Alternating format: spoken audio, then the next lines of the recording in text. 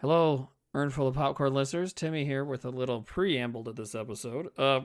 We recorded this during Texas Chainsaw Massacre week, which means the week of August 18th, which is when the first movie takes place on August 18th. So even though we record only on audio, we do use video sometimes. And when we started chatting on video this time, Shandy had this really horrible looking Leatherface mask on that was just saran wrap with makeup on it. And you need to understand that as we get into the episode, she is wearing it. So here we go. Oh my God! Why am I yelling about it instead of just like closing the window where I can see you? Dude, oh my God. It worked though. Well, in a way, yeah. I'm glad I saw that girl's video because what she did was like, I did a full contour and makeup on saran wrap, and then what she did was she turned it around and then like pressed it into her skin and then did all the like contouring and stuff to see if it worked. Oh. And it did, but then she goes, "Oh my God, I look like Leatherface." And I was like, that is so smart. Was the video posted now? Did she post it as like, hey, make Leatherface, or it was never the intention? That was never her intention. It was just to see if it was like a new makeup technique to like just to see if it worked. And then a psychopath like you finds it and is like, "Oh, this is good for Leatherface." Is that what this is? Is that what's happening? Yeah. I almost suffocated myself last night because I applied it last night. And I kept breathing in and I forgot to put like a hole in the mouth or in the eye. So I just kept like, because I also had it taped to like my neck and the top of my head. And I was like, what am I? I'm just going to end up killing myself. To be one of the EMTs or firefighters or policemen that has to find that. Like, I don't know what this woman did, but it's taped to my head. Whatever she did, it looks pretty dumb.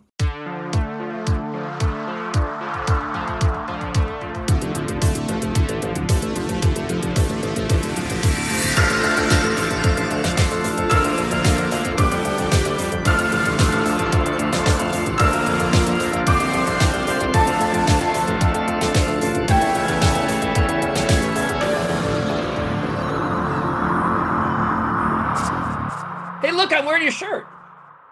Huh? What? That's my shirt. Yeah, I'm wearing your shirt. In case this gets to the episode, I'm not wearing her clothes.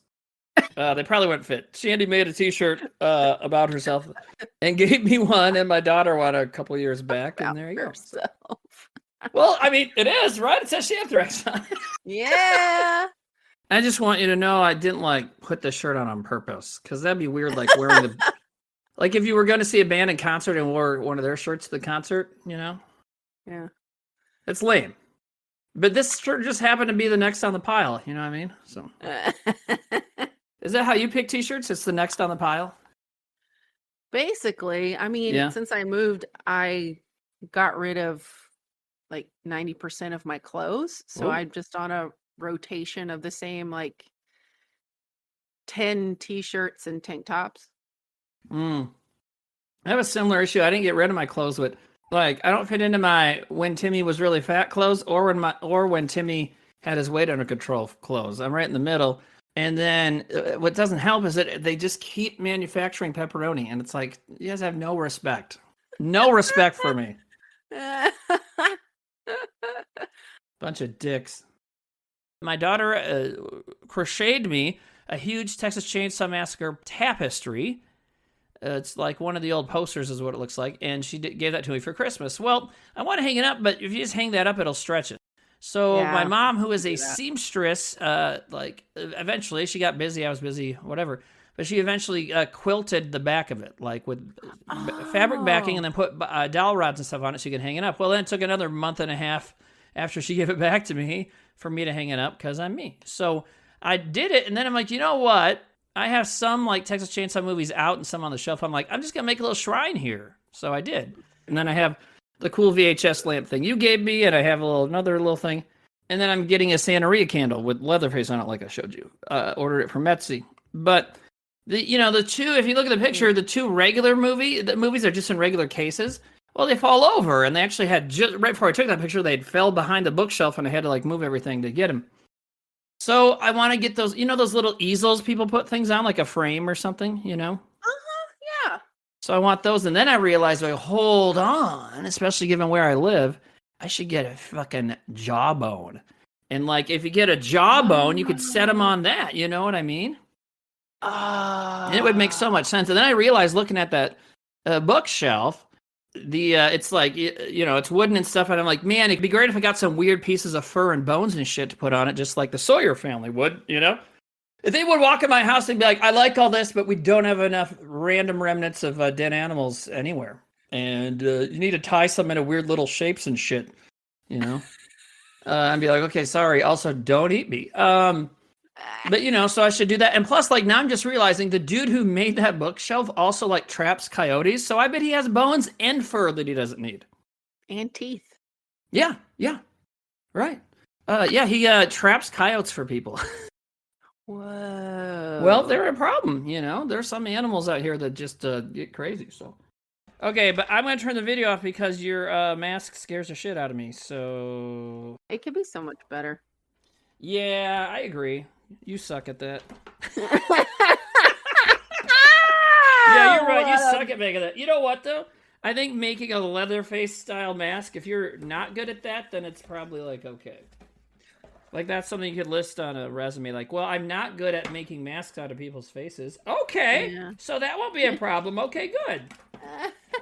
Today we're going to talk about maybe the only movie in the Texas Chainsaw franchise that does not ever involve a gas station. There is a station, but it's not a gas station. You're right. It's not a gas station. It's another kind of station. And it's not Naked Martians like the station in Bill and Ted's Bogus Journey.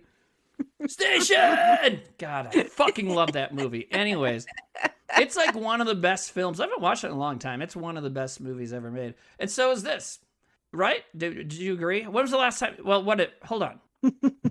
Welcome to our fellow popcorn. There we go. I'm Tim Williams. I'm sure. That creepy voice would go well with that mask you just made.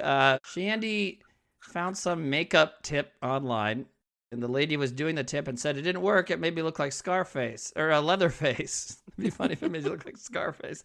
But anyways. Cool Scarface mask, bro. I put it on, and then I started using an offensive accent and asking people if they're ready to play. It was crazy. Anyways, she said it makes it look like Leatherface. So Shandy's like, sweet. So she put well, I'll let you explain it in a moment, but as far as I can tell, you put a bunch of makeup on a piece of saran wrap and put it on your face. Yes. I'm almost sad that I got it right, that it's that simple. But it kind of worked, sort of. It sort of worked. Basically just shoved the saran wrap on my face, but then I like tried to tape it to my head and my neck. And then I almost suffocated myself because I hadn't cut out any holes when I was putting on the foundation and everything else and the lipstick. It came out all right, though. I have an idea of how to make it better. We'll make it better, and then I'll send you a picture. Sweet. You know what? You could just say it's like when Leatherface started making masks, I bet his first couple looked that bad, So we're saying his masks now are like he's in the prime of his mask making? Of face making. Listen, an artist, a true artist, has never mastered. There's always room for improvement, right? Right. But I would say, at the point in his life in which we see his adventures, can you say? I guess they're adventures. Anyways, Leatherface's masks are way better than yours. I like that you say adventure, and you're gonna maybe hate me for saying this, but it'd been a while since I've watched the Texas Chainsaw Massacre 2. Mm-hmm. It's been a while. Mm-hmm. It gave me Goonies vibes. Really? Big time.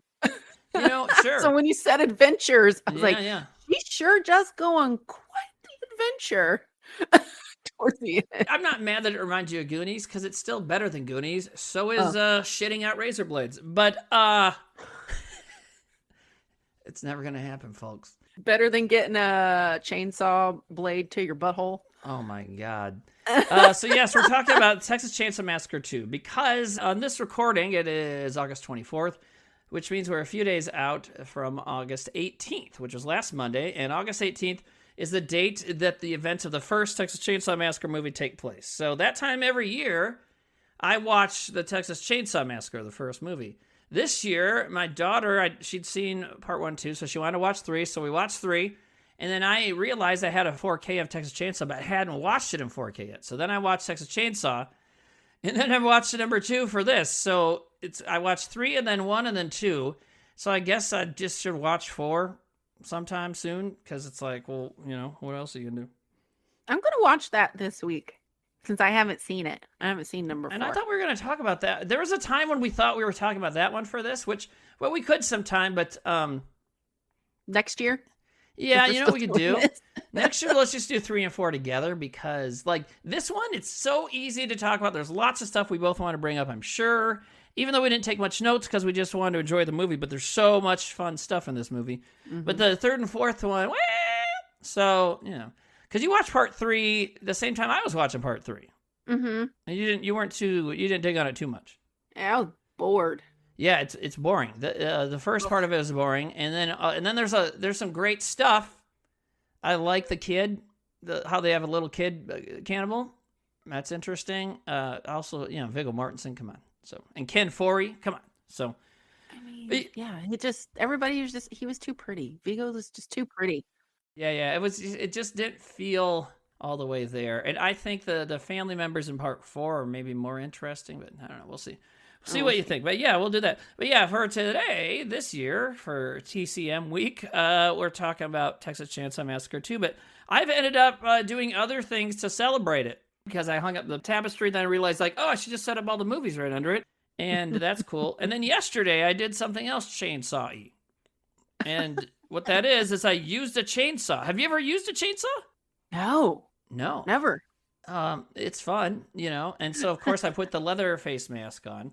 My friend who brought over the electric chainsaw, his daughter has a few developmental things, and one of them is like, she's like, one in the house came back to the mask, she's like, I'm going to go stay in the front yard because I can't be around masks. I was like, oh, okay. Oh. I felt bad. I get it, though, So if she saw your saran wrap thing, that'd probably be fucking it for her. Oh, no. That'd probably be terrible because it's a horrible mask. It looks very scary. Like, it doesn't look good as a homage to one of your favorite movie murderers, Leatherface, but it would make a great mask to be a murderer. I think that's the way to, But so anyways, we had the chainsaw out because, as everyone knows, the baby boomers and right-wingers in general have ruined the planet, and climate change is real. And this year, this summer, thunderstorms in the Midwest have been out of fucking control. And just constant. And anyways, so these thunderstorms have ruined these bushes in my backyard, which I don't really care about, but, they've started falling over. When I have to mow, I would have to, like, move trees. So I'm operating a lawnmower with one hand and holding a branch over my head. And it's like, this is how you lose toes. You know what I mean? That's not safe at all. Not safe at all. So instead, my friend brought a chainsaw over. Now, I mowed the lawn a few times that way, of course, but my friend brought a chainsaw over, and we just fucking went to town. And so that's why if you're listening to this, it's likely you saw the promo where I'm actually wearing a mask and using the chainsaw. And yeah, that's why we did it. But so that's all to say that I've had a really good Texas Chainsaw Week. I feel like I celebrated it adequately. And now we're doing this to cap it off. Right? Did you feel like Lefty when you were you needed a hat. You needed a cowboy hat, and then you could feel like Lefty. Well, I had the Leatherface mask on. Well, yeah. That'd be a funny mashup. Lefterface? Yeah. Is that what you're getting at? To be both? Yeah, because you have the cowboy hat on, have on the suit, but then have the apron on over the suit. Then you have the cowboy boots on, and you have two chainsaws. And the Leatherface mask. Yeah. And the cowboy hat. Yeah. So you're a lefty face. Lefty face. That's good. Lefter face. That'd be great. That's very good. Texas Chainsaw 2, Texas Chainsaw Part 2 is Yeah, well, Lefty is Dennis Hopper's character. He's just like God. this funny little cowboy. He's little. And he like is his niece and nephew are Franklin and Sally from the first movie. And each Texas Chainsaw movie starts with a little with text telling you what's going on. Mm-hmm. But every sequel ignores the other sequels. So Texas Chainsaw Massacre parts 2, 3, and 4 are all just sequels to the first one. They all ignore each other.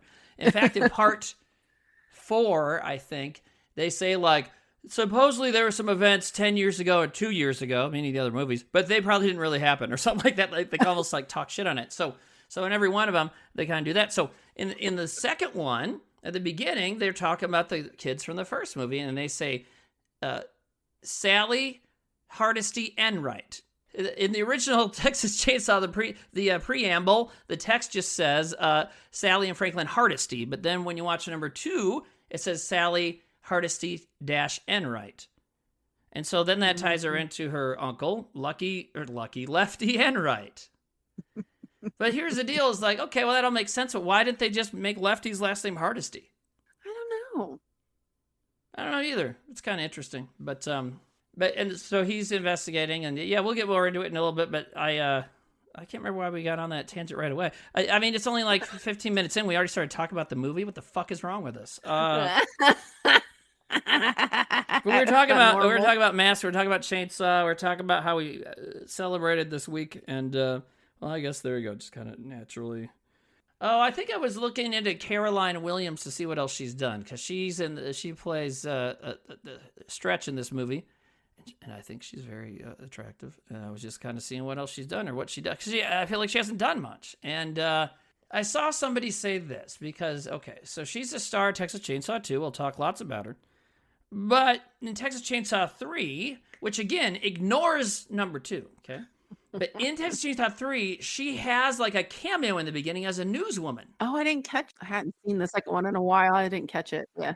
Yeah, you hadn't seen the movie in a while, so why would you catch it? But so she's there, and she's like got different hair, and she's like a TV news lady, which she's not in this movie, but close. She still works in media, and like, you know, so it's kind of interesting. And so somebody saw like, somebody was talking about that, and because this post was like, hey, how come they didn't have Caroline Williams play Stretch in part 3? And people are talking about all these different reasons, but then someone says, yeah, she was in part 3 for a little bit, but they didn't even credit her. Like, in the credits, her character's name isn't even Lefty. And I had to say something. I said, well, actually, the reason that her character wasn't credited as Lefty is because that's Dennis Hopper's character. Love Anonymous Tool. No, her name is Stretch, but she looks so much like Jamie Lee Curtis in Halloween. Really? Her haircut, yeah. Okay. The whole movie, and then sometimes she would make certain facial gestures. Mm-hmm. I just kept going. Is that why they gave her this haircut? Because I swear it's so similar to her haircut in Halloween. Maybe a little shorter. Jamie Lee doesn't have bangs, does she? I don't remember. I don't she think was just she has giving me bangs. Jamie Lee Curtis vibes. No, I totally get that. I don't think I have Maybe the I same was hair, thinking about that from Prom Night. Is that her hair in Prom Night? Maybe. I don't think she rocks bangs very often. At least not in those movies. Let's see. Can you just do Jamie Lee Curtis bangs? Yeah, Jamie Lee Curtis bangs might bring something up different. Okay, so the first movie, no bangs. Okay, and then what was the other one? Prom Night. Well, okay, she has shorter hair and she does kind of have bangs in that one. Okay, there you go. So maybe that's what you're thinking of. Curtis bangs. Look that up. I mean, I will later, but I want to take the time to open up an incognito window and find my Kleenex. That's why you're in charge of Google, not this idiot right here. That's right, dog. Yeah, Texas Chainsaw Massacre 2 starts with these two idiot frat boys driving through the countryside. And one of them has these awesome hologram glasses on that I remember those from the 80s. I maybe even had some, you know? Yeah. And Shandy's like, I want to find them, and I can't find them anywhere. And I found them in 5 minutes. Not even. It was like a minute later. Right. I was like, I'm fucking good at Google, you know? So, booyah. Like when I found the Leatherface Santeria candle to order today, did not take long. Anyways, I don't know. But Yeah, okay, so yeah, we start talking about the movie. I have one story related to one of the stars of the movie, but it's not a great or long story, so I'll bring it up later. And again, I think everybody listening to this has seen this movie probably, or you're going to, so whatever. And also, this movie's so awesome and almost as famous as the first one that you don't need to, like, you know what I mean? We can just talk about it, right? You know? Yeah. Yeah. Yeah. Anyways, but we got into, you mentioned Google, so I started talking about the first part of it because that's the guy's glasses. They're driving around the countryside, being dicks, shooting at mailboxes and signs and shit, and just being idiots. And they're listening to the radio. What is this little fucking pistol that he has? Yeah, that is not a very big gun. Maybe it's a 22 or something, you know, a low caliber pistol. But I mean, they make regular revolvers that are just little like that, you know. Like maybe when he's not driving around with his buddy, he has it stuck in his garter on his legs, right? Like a sexy little pistol. Yeah, you know, like when people get their Old West pictures taken, they always have that like well, it's a horror outfit, but like the lady, you know, the ladies from the saloons with the frilly things, and they have sexy long legs. You know, so that's how it ties into this. But Stupid little frat guys. right, and he says on the phone his name is what? Rick the Prick, right? Oh god. Yeah, accurate. And what's the other guy say? The other guy's name is stupid too. Buzz. Oh yeah, Buzz. They call in on the radio to the radio show to harass the DJ, who is going to be the main character. She's played by Caroline Williams with a co-starring role, her jean shorts. Yowza! Right? I mean her bedazzled Bedazzled jean shorts. And she has a cool t-shirt on too. What's her first she's cool is the main thing here. Yeah, I like her cowboy boots with the red bandana tied around the right side, the right one. I like that look. I don't have many notes on this, but one thing I do say is that Caroline Williams is maybe my pick for like hottest horror heroine, right? She's got some, speaking of bang, she's got some banging legs.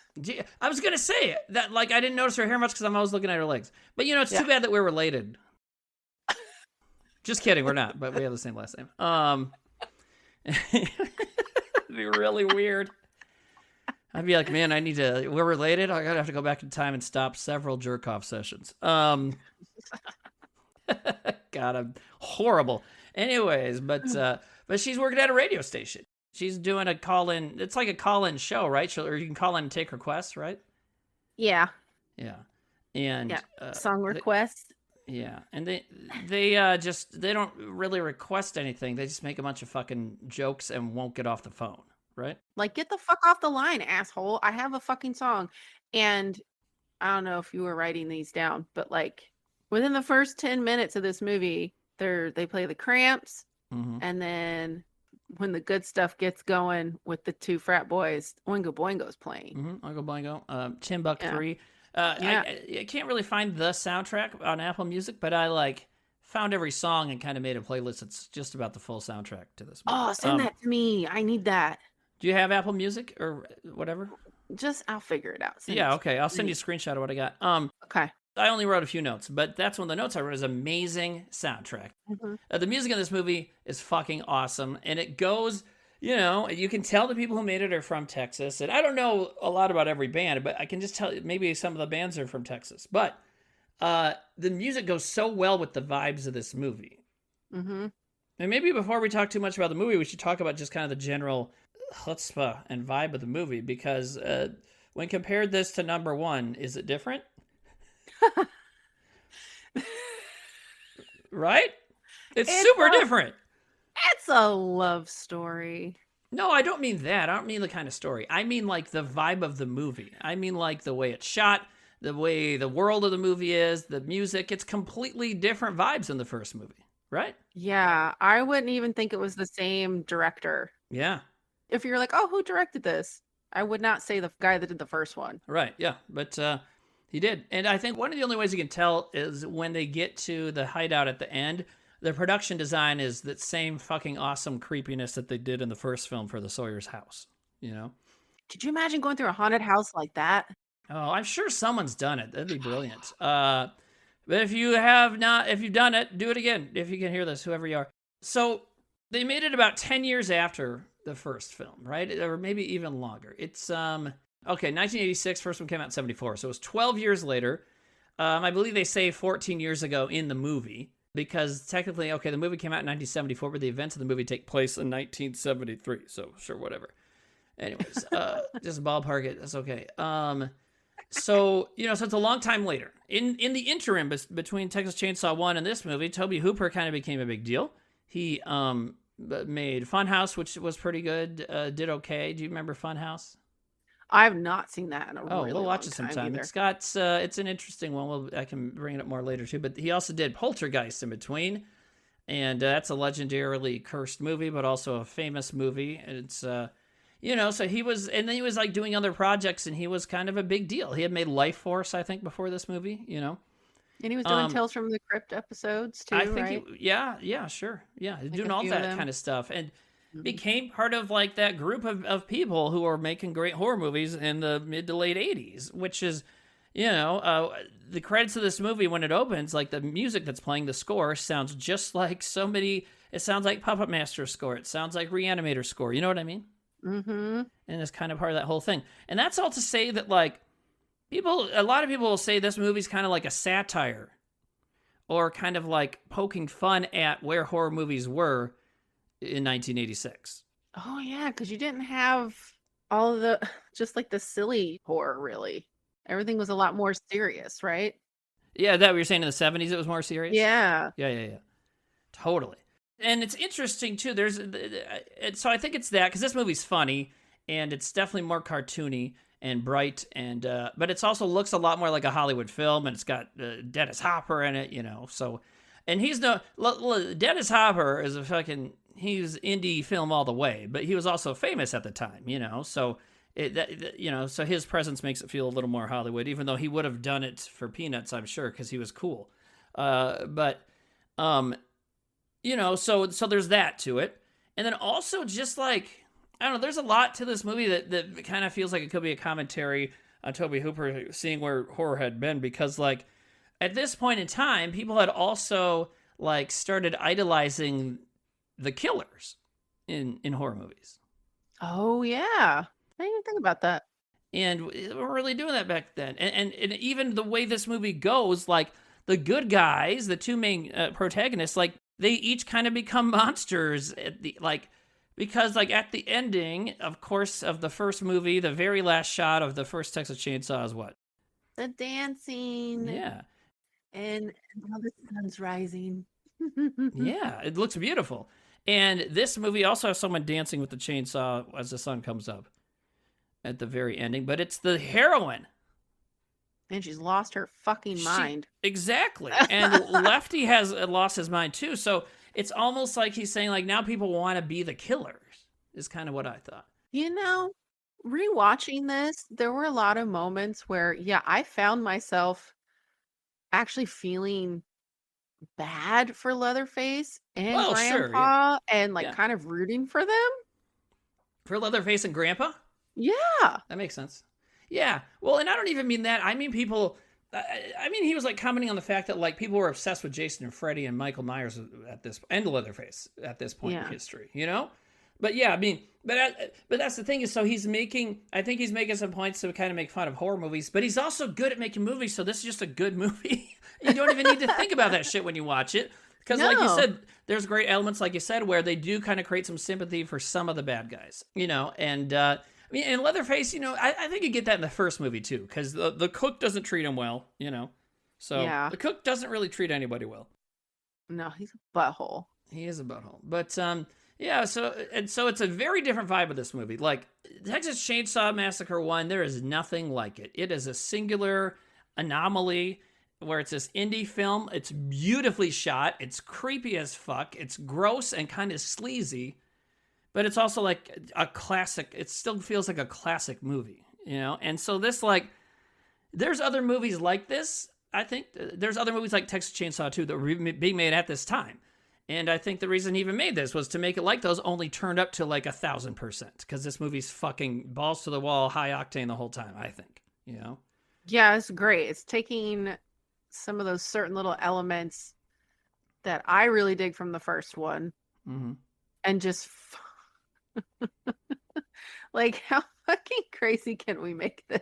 Yeah. Like, how can we 180 this? Yeah. Well, and like, you know, so in the first Texas Chainsaw, also it's not very gory. And I think we talked about it in that No. episode, but you don't even see like a few times when he kills someone, it's like happens off screen or just off screen. You know, you'll see him swing the hammer or something and you don't see it hit, but he kills the person, you know. And so in this one, you know, they got Tom Savini on board. So now you got really crazy gore throughout and you know, you see the kills. And the kills are way more theatrical and crazy and elaborate because the first kill is, you know, we can go back to what we were setting up. So we got the douchebag college bro dudes driving, and they're calling Stretch at a radio station on the phone and won't get off the phone. At the same time, they see a truck headed towards them, and they decide to play chicken with it a little bit. And when they do, the truck turns around, right? Yeah, and coming from a small town where people drive trucks, I'm like, don't ever do shit like that. Yes. Like, you never know if they got guns or they're gonna like Yeah. pull back right around and come after you.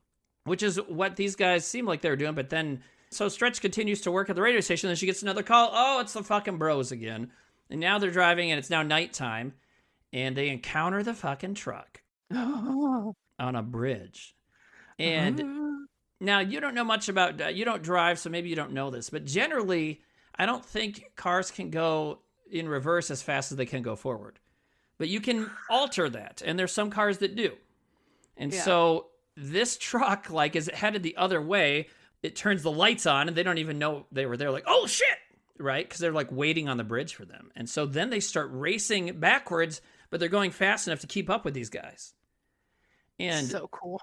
yeah, and it's like it's an awesome scene, and it's an action scene. I mean, it's like an elaborate action scene, the kind of thing that nobody had enough money for to do when he made the first one. Toby Hooper didn't have near enough money to do this. You know what I mean? So now you got like these elaborate like Hollywood action kind of things happening too, because that's an awesome scene.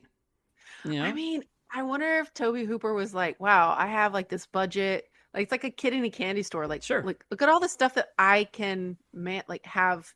Yeah. Like, why not just do it all? Do it all in one movie. Everything I've ever wanted to do.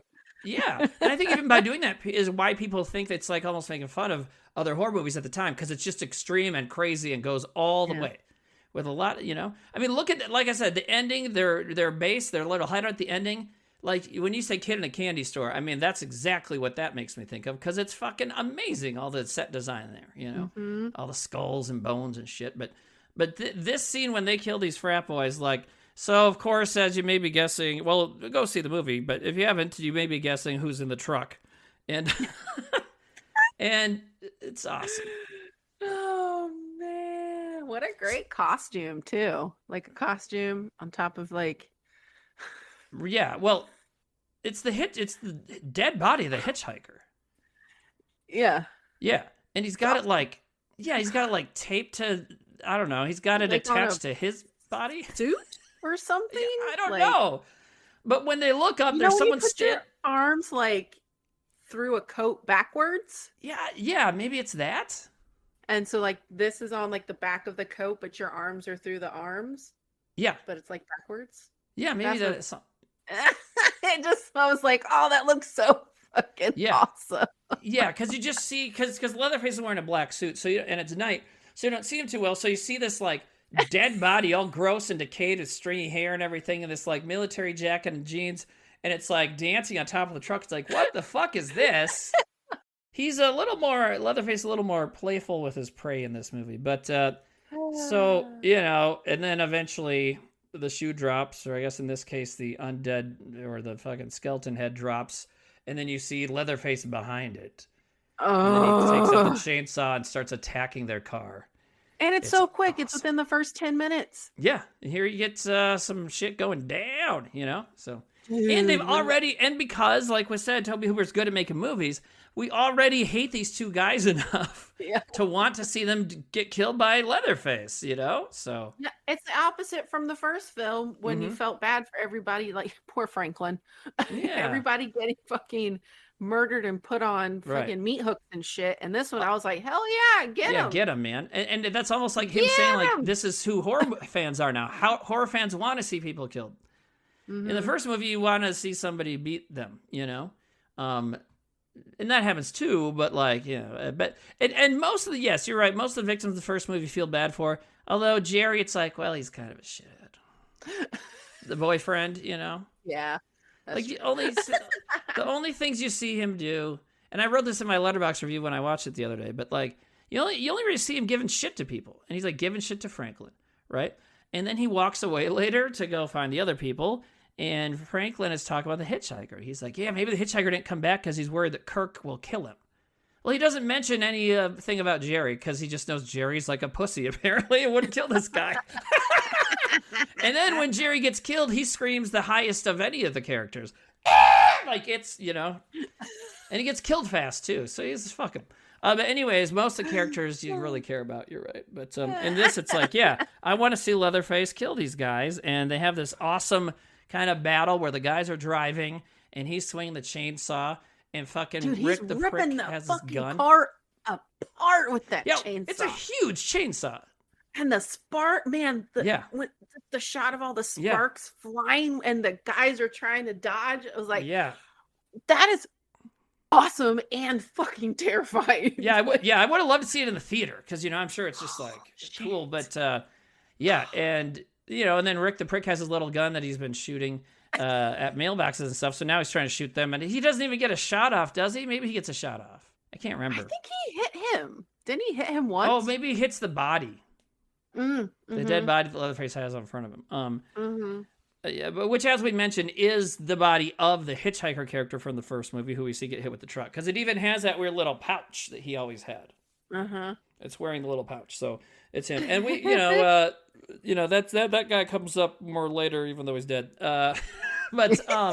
But yeah, so obviously Leatherface is gonna win here. But so yeah, then Rick the Prick notices that he like tries to say something to Buzz, and he looks over and tell us what happens. I love that part. Just his hands are in front of his face, and then you see he's got a good slice in his head, Mhm. but it just starts to slide Yeah. a little bit, and And then pump it out blood. hangs Yeah. out.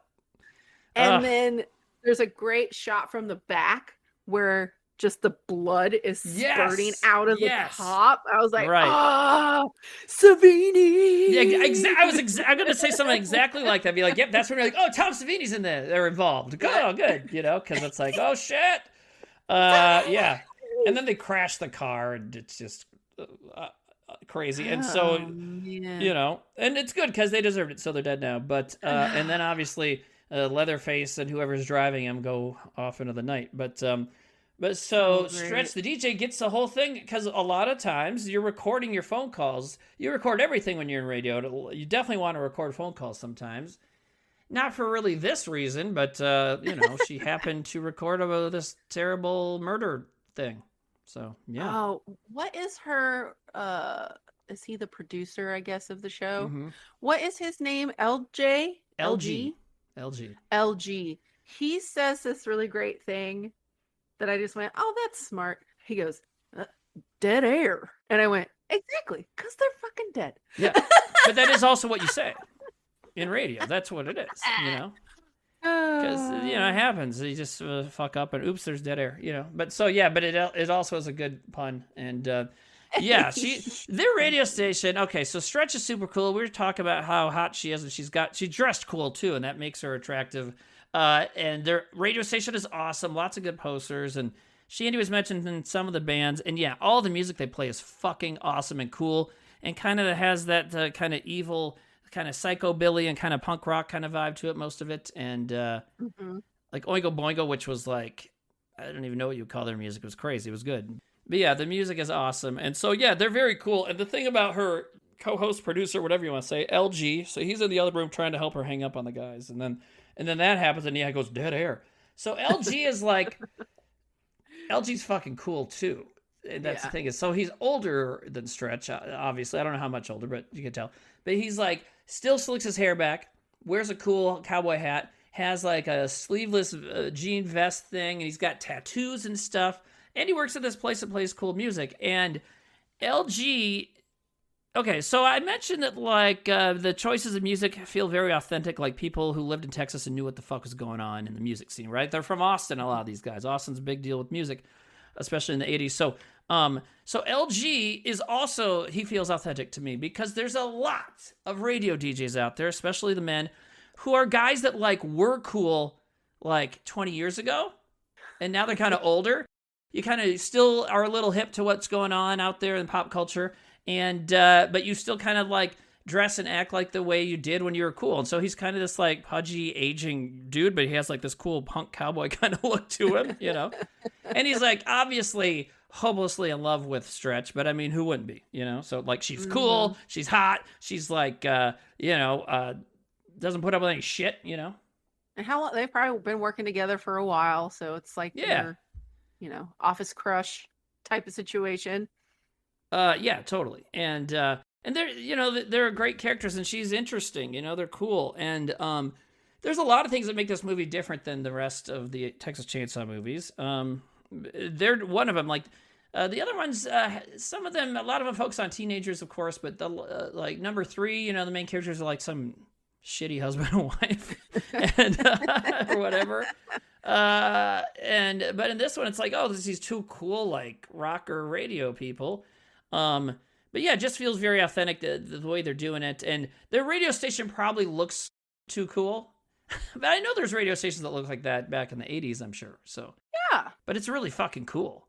They have cool Yeah, decorations. I kept and posters. trying to look at stuff in the background. Yeah. So then it goes to the next morning, the crime scene, whatever. It looks like a giant, horrible car crash. That's how everybody's treating it. Except Dennis Hopper's little character. Little lefty and right. He's little. He is so little. And he's wearing these like pants and like a tight shirt and tight kind of jacket and tight fitting pants. Everything fits him very tight. Just makes him look so goddamn small. Right? He looks like an ordinary little cowboy. Yeah. So a little figurine. Like it looks like a little bobblehead. Oh my God, you're so right. And you know what? A lot of celebrities are like that in person. They're short with big heads, including Dennis Hopper, who I've encountered in person. So this is the little story I'm going to tell. It's not that exciting, but so there's when Whitest Kids were on IFC, the Independent Film Channel, also hosted an awards show every year called the Spirit Awards. And the Independent Spirit Awards would always be the night before the Oscars. And they were for the Independent Spirit Awards, are obviously for independent film. Well, they do it the night before the Oscars because a lot of big celebrities are still doing independent films. And so a lot of the times an independent film that gets nominated for a lot of Spirit Awards, well, it's probably getting nominated for Oscars too, So, of course, put them together. And so we got to present an award at this thing, and which means I also got to go through the gift tent. And the gift tent was sick. I got like a vacuum, and there's like hats and some different things, but my favorite thing was a pass that got me and one other person into AMC theaters for a year. Ooh. And so that was the year The Dark Knight came out, so I saw it. Oh fuck, I talked about Batman again. I was trying so hard not to talk about Batman for this episode. That's it though. That's it. The face you're giving me is like, you don't believe I was going to try not to, but I was. Man, I feel like at this point, if you don't bring up Batman, like this isn't room full of popcorn. Yeah, I don't anymore. You know what though? Here's the deal. There's enough pudgy middle-aged white guys on podcasts talk about Batman. Like, we don't need another one. We also don't need another podcast where two white people talk about movies, but whatever. It's okay. But yeah, but anyway, so I was at the gift tent at this fancy awards thing, the Independent Spirit Awards, and on my way out of the gift tent, I passed Sir Dennis Hopper. Well, he's not a knight, but if we did that, he would be, right? He was a big, important man. So, not big, sorry, he's little. He's a little guy. And I think I just kind of said hi, and I was like, oh my God, because that's okay, I was at this thing. You know, Steve Zahn came up and talked to us because he was the Whitest Kids fan. We met David Allen Greer. We met tons of people, celebrities. I was next to Brad and Angelina Jolie. Yes, I did glance down her shirt. Kate Blanchett was there looking amazing. I know I've mentioned this before, but she was like pregnant at the time, like looking about ready to burst, right? Like 8 or 9 months pregnant, probably. And in this like maroon gown, and when she walked by, I'm like, that's the most beautiful person I've ever seen in my life. You know what I mean? Like she was like fucking glowing, you know? Yeah. But anyways, but none of that. And we met Ron Jeremy, which who cares? But but fucking Dennis Hopper, I mean, that's like that's like film royalty. And anyone who's interested in like freaking out the squares, which may have even been something a phrase he invented, I don't know, but I think he would say it. But anyways, if you're interested in weird shit and being weird and being weird for your job and sticking with what you believe in, then you like Dennis Hopper. You know what I mean? Because he's a fucking, like, he directed Easy Rider. He's never been interested in doing shit the easy way, except for Easy Rider. But like, but like at this time, think about it. This is 86. So what else was he doing at this time? Blue Velvet. River's Edge was like a year or two after this. So he was just in fucking primo insane mode. Like every role he did, he's like a fucking maniac. You know, it was great. Yeah. He plays that character so well. Like he does. Did he have an accent in real life? I don't think he did. I'm not too sure about that. I don't know. I don't know if he was from Texas. I don't think he was from anywhere southern. I could be wrong. Yeah, where is he from? I was just going to look that up. He's from Kansas, so it's possible. You know? So he probably had a similar accent to me then. Yep. Like a tiny bit of the drawl kind of thing. Huh. But not far enough north like I am to have an accent like this, okay? Yeah, hot dish. But yeah, in this movie, he's got the Texas accent, and he's at the crime scene. First of all, some cops are like, what are you doing here? And then another guy's like, don't worry, this is a cop. But he also kind of asks him, like, why are you here? You know? There's just an accident. Mm-hmm. And it's not. I like how it goes from him there to like the next time you see him, he looks like a fucking zombie. Mm-hmm.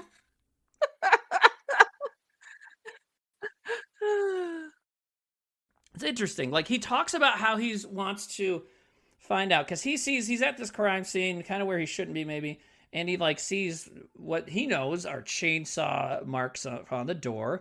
Basically just saying, like, I'm looking around. I know that this is not an accident. It cuts from that to the hotel with the crazy football guys everywhere, right? Is that Toby? I forgot to look it up, or I'll ask you. Is that him when he walks in front of the door? Yeah, I think it is. It really looks like him. I think that's him. Yeah. I was going to look that up too. I forgot. But yeah, I think that's him. But yeah, so he's saying he's going to like... He's telling this other cop guy, oh, I'm going to like put stuff in the papers and let people know that I think this is, the Sawyer family, you know? Yeah, we're going to get some tips. Yeah, and then it cuts to this a bunch of party guys, football fans partying in a hotel. You're like, well, what is this? And then Stretch walks by, and these guys start harassing her, obviously. Because obviously they would, is what I mean. They're drunk football dudes, and she's like a babe. So like, clearly by existing, this woman wants us to talk to her, you know? You know how it is. So so she goes up to what turns out to be Lefty's hotel room, and he opens the door, and yeah, he looks like shit. So why do you think he looks like shit? I was never 100% clear on that. I was like, so has a bunch of time gone by, and he's just been super obsessed with finding out if they really are here, that like he's just been drinking and he hasn't been sleeping. Or maybe it's just been a week. Who knows? I mean, because you could look like that after a couple days of like just being up all day, all night, drinking and not fucking sleeping. Yeah. So that's what I thought.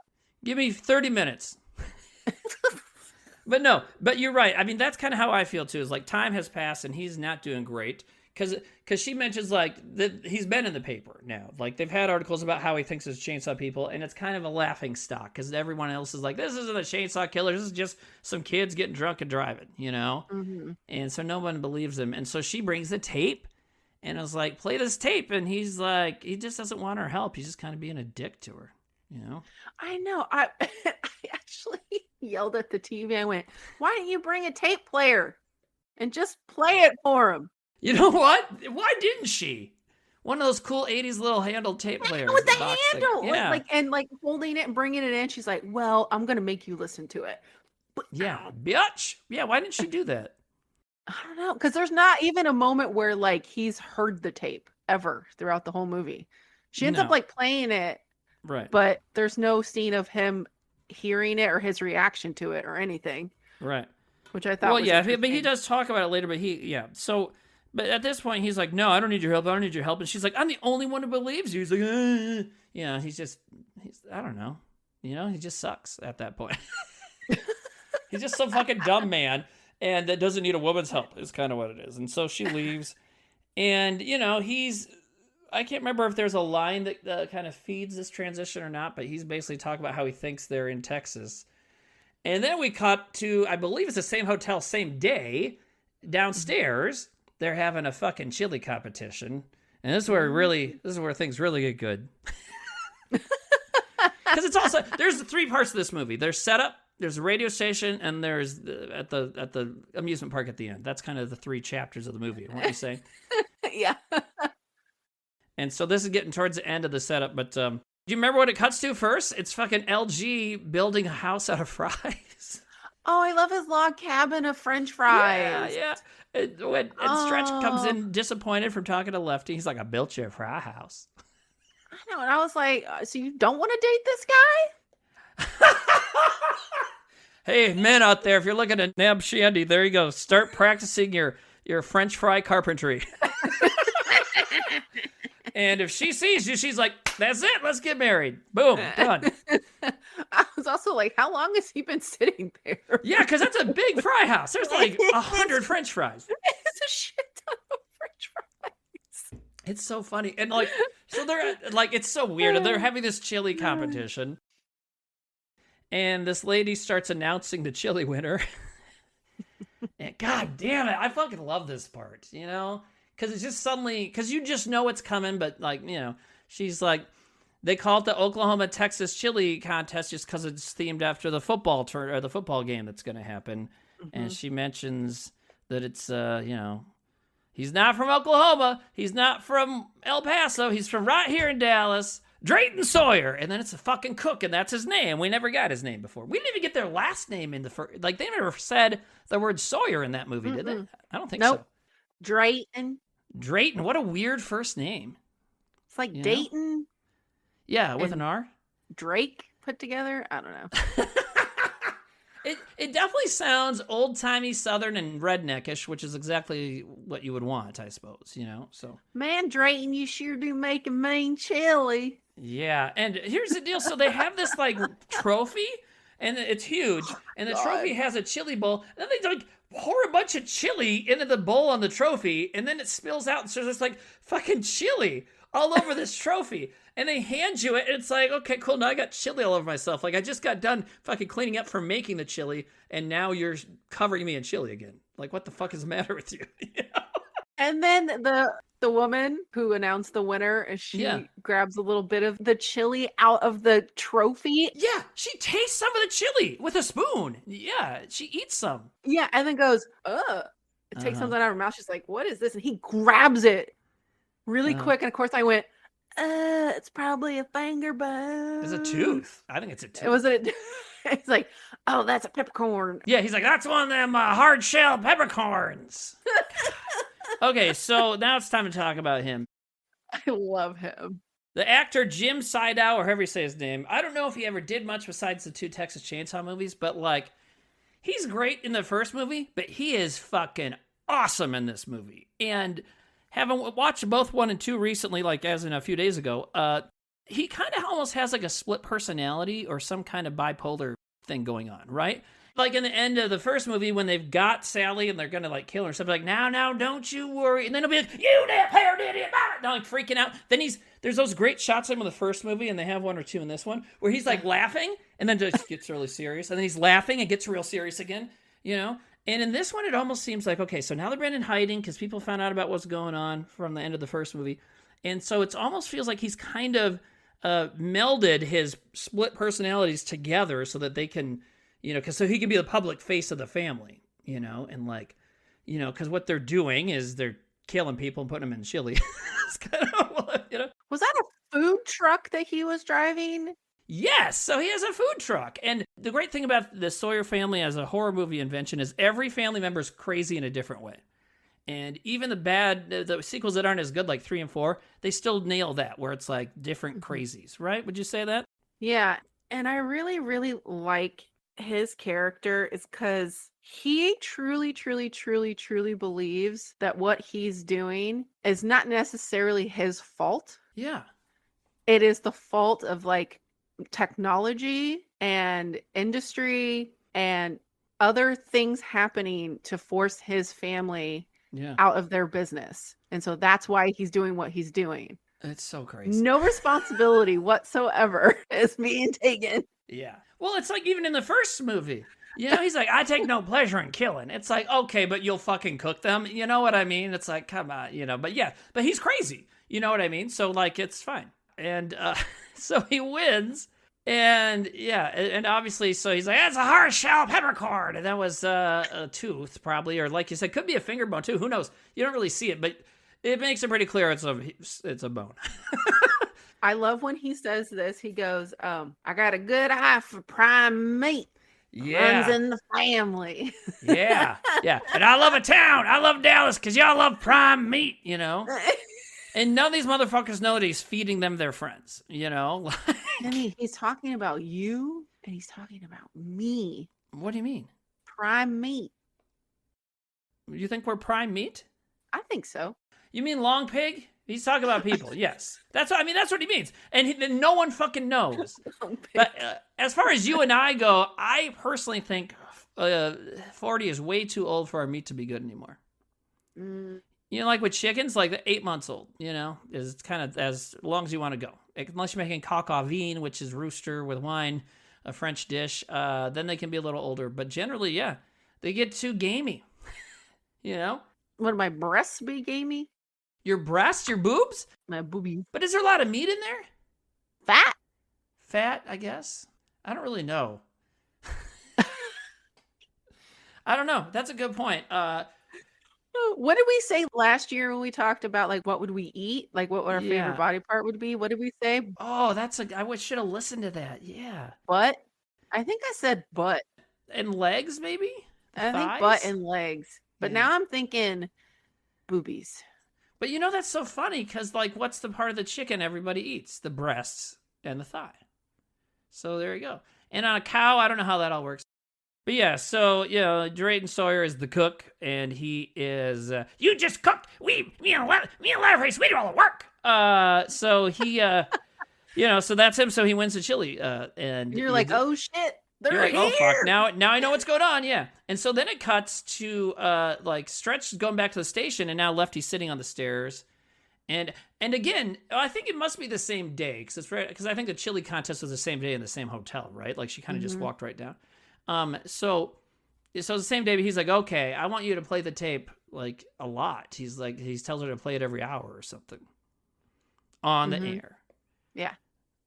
And she's like, all right, cool. So she figures we're in on this together and that he's going to come back and help her at night or something, right? To try and catch him. Yeah. They have some sort of plan. Yeah. Whale. So yeah, so then she starts playing it. Then we come back to the cook driving. God, he's so good in this movie. Do you remember his song he's singing? I don't remember the song. I just remember like what looked like a femur bone that was on top of the radio. Yeah, on the dashboard. Like he's driving his food truck back and he's got the trophy and he's singing, Drayton wins again! Drayton wins again! Like that, like, we win again! It's fucking crazy. And then somebody calls him on the phone. He's got a car phone. This movie has a few super duper 80s car phones, just these massive fucking things. Someone calls him on the car phone, and so it's clearly someone who is involved with Leatherface killing the people, because he's like, you did what? And then they're like, put on the radio. He's like, what? And he turns on the radio. Well, Stretch is playing, you know, the audio of his brothers killing people. Yeah. But so then he's mad, and you fucking idiots. And he like turns the fucking the food truck around to go. And oh, there's one scene we forgot to talk about that's also great though. Lefty buying his chainsaws. Right? Because I have a feeling you love the little old man that runs the store. I just have a feeling you love that guy, right? Ah, ah. Yeah. What the fuck? He's like so like a little kid. It's so weird. Like, is so excited. Yeah, and I think that's a big part of this whole theory that maybe this is making fun of where horror was at the time. Because, like, Dennis Hopper's character Lefty goes into the store to buy chainsaws. He just takes out, like, I think it's like $800 in hundreds and sets them out on the table and picks out a huge chainsaw and 2 little ones. And then the guy was on the phone and noticed, he's like, I gotta go. What's going on over here? And so he sells the chainsaws to him. And then he's like, you should take him outside and test him. And so he starts testing chainsaws on a log. And the guy, like, has a fucking orgasm. I mean, he's like, yeah, you know, it's crazy. Which is funny because when he's standing in front of him while he's kind of testing them out, he keeps swinging them around and he's going, what is this fucking weirdo doing? Yeah. And then when he turns him on, he's like, it turns him on, basically, you know? I mean, he's like, woo. What happens a little later? Yeah. No, we'll talk about that. And I saw that when you showed me the picture of your notes. I saw what you said, and you're totally right. But I think this guy getting excited about the chainsaw is, yes, going to tie into this whole sexual thing, but also I think it's Hooper being like, this is what people are into now. They don't want to see the victims survive. They want to see fucking carnage. Mm-hmm. When you mentioned adventure in the beginning of this, it does kind of remind me of a choose your own adventure book. Ooh. You ever read those when they'd be like, sure. If you want to continue on this path, jump to page 32 or jump to this page and you're basically like at the end or something. But like you could have a different read every single time you read it. Maybe that's how they came up with all the sequels, since none of the sequels recognize each other. It's like every sequel is you turn to a different page after the first movie, right? Yeah. Kind of whole choose your own adventure series. But yeah, you know, so he gets the chainsaws and yeah, so then and I forget, that happens earlier than where we're at in the movie, whatever, but it doesn't matter. He gets, you know that he has chainsaws and you're excited to see them get used because he's like practicing, like you said, practicing swinging, and he's clearly has this big one that he clearly is meaning to like practice to swing into people. Then he's got these 2 little ones that he's like practicing jabbing and shit. You're like, oh, he's gonna like fight with these. Yeah, that's what you want to see. Yeah. But that's also Toby Hooper being like, I know you fuckers want to see this because this is what you want to see now, you know? And he loses his fucking shit on that log. Like he takes out all of his fucking frustration and anger. Yeah. Like he cuts the shit out of that log. But he has plenty of craziness left, but left E. So yeah, then he gets her to play the tape. The Sawyers find out she's playing the tape, and now it's at the radio station, and she and LG are closing up for the night. And this is leading up to like one of the best scenes in a horror movie, period. Right? I mean, this fucking radio station thing is amazing. It's all good. Out of control. So good. Yeah, and it's insane. It's totally insane. And there's one main reason why. We'll get to him in a second, but like, you know, so I like how they're leading up to kind of wrapping up for the night, and she plays the audio one more time of the chainsaw murders and stuff, and LG is, what is he doing? He's trying to fucking put the swerve on her a little bit, right? Just a little bit. He's shooting a shot. Let's go get some coffee at Big Steak. I think that's what he says. Is that the place called Big Steak? Because I fucking go there, you know? I should look up the screenplay. Maybe you can find it. Oh, man. Yeah, man, he's so good. And he's lovable, and he's a good guy. Yeah. Like, yeah, he's hitting on her. He probably hits on her all the time, but, like, he's polite about it, right? I mean, what's your opinion on that as someone who has gotten hit on? I've never really gotten hit on. But I mean, if he would just quit spitting everywhere, he might have a fucking chance. Right. Like, within, like, 2 minutes, he spits twice in the fucking radio station. Right. But it was important to establish his spitting as a part of his character for later, you know, which is funny. But I'm talking about his behavior, like hitting on her all the time. Like, is that going too far? Or is that just like, what do you think? Would you find it endearing, or what would you think? Well, the way that she kind of responds to it is like, yeah, I know you like me. Mm-hmm. You know I don't like you. Right. It's never gonna happen. He seems kind of butthurt a little bit. Yeah. But it kind of seems like they're like, you know, they're coworkers. And I don't know, but they're friends too. So it's like this little like playful thing that they have where she's like, You're really hitting on me again. You know this Right. isn't gonna Yeah. happen. Right. And we know that she really cares for him too. And Yeah. it's already kind of evident just because the way they work together, but like it makes it more clear later on. But yeah, he starts to leave, and then she notices someone else is there. God damn! And so I'm watching this on a 4K, and I got surround sound, so you can hear so much that you might not have caught before. And like as LG's leaving, and she's starting to get a little freaked out. She feels like someone's there. But you hear a bunch of sounds, and you hear someone carrying a chainsaw into a room. Not running, but you can just tell that's what it is. Oh, Like, and maybe it's because I've seen it, I know it's a chainsaw because of what happens, but like it also just sounds like someone's got some machinery they're moving into somewhere. You know what I mean? Oh, Because cool. that happens, and then she finally goes out, and what does she see? She goes out into the main, like, what the fucking lobby, and what does she see? Yeah, there's a man sitting on the couch. That's so fucking terrifying. Oh my god. She's like, we're not open. We're closed. Creep, get out of here. Yeah. And any situation, there's nuts out there, and yeah, you worry about him. And so then, yeah, so Stretch, who, by the way, as I looked up LG, I found a Texas Chainsaw Wiki, and her Stretch's name is Vanita Brock. I don't think they ever say that. She just says she's Stretch. So I think yeah. she says it once. Oh yeah. Also like known as Stretch. Yeah. Yeah. She says it on the radio.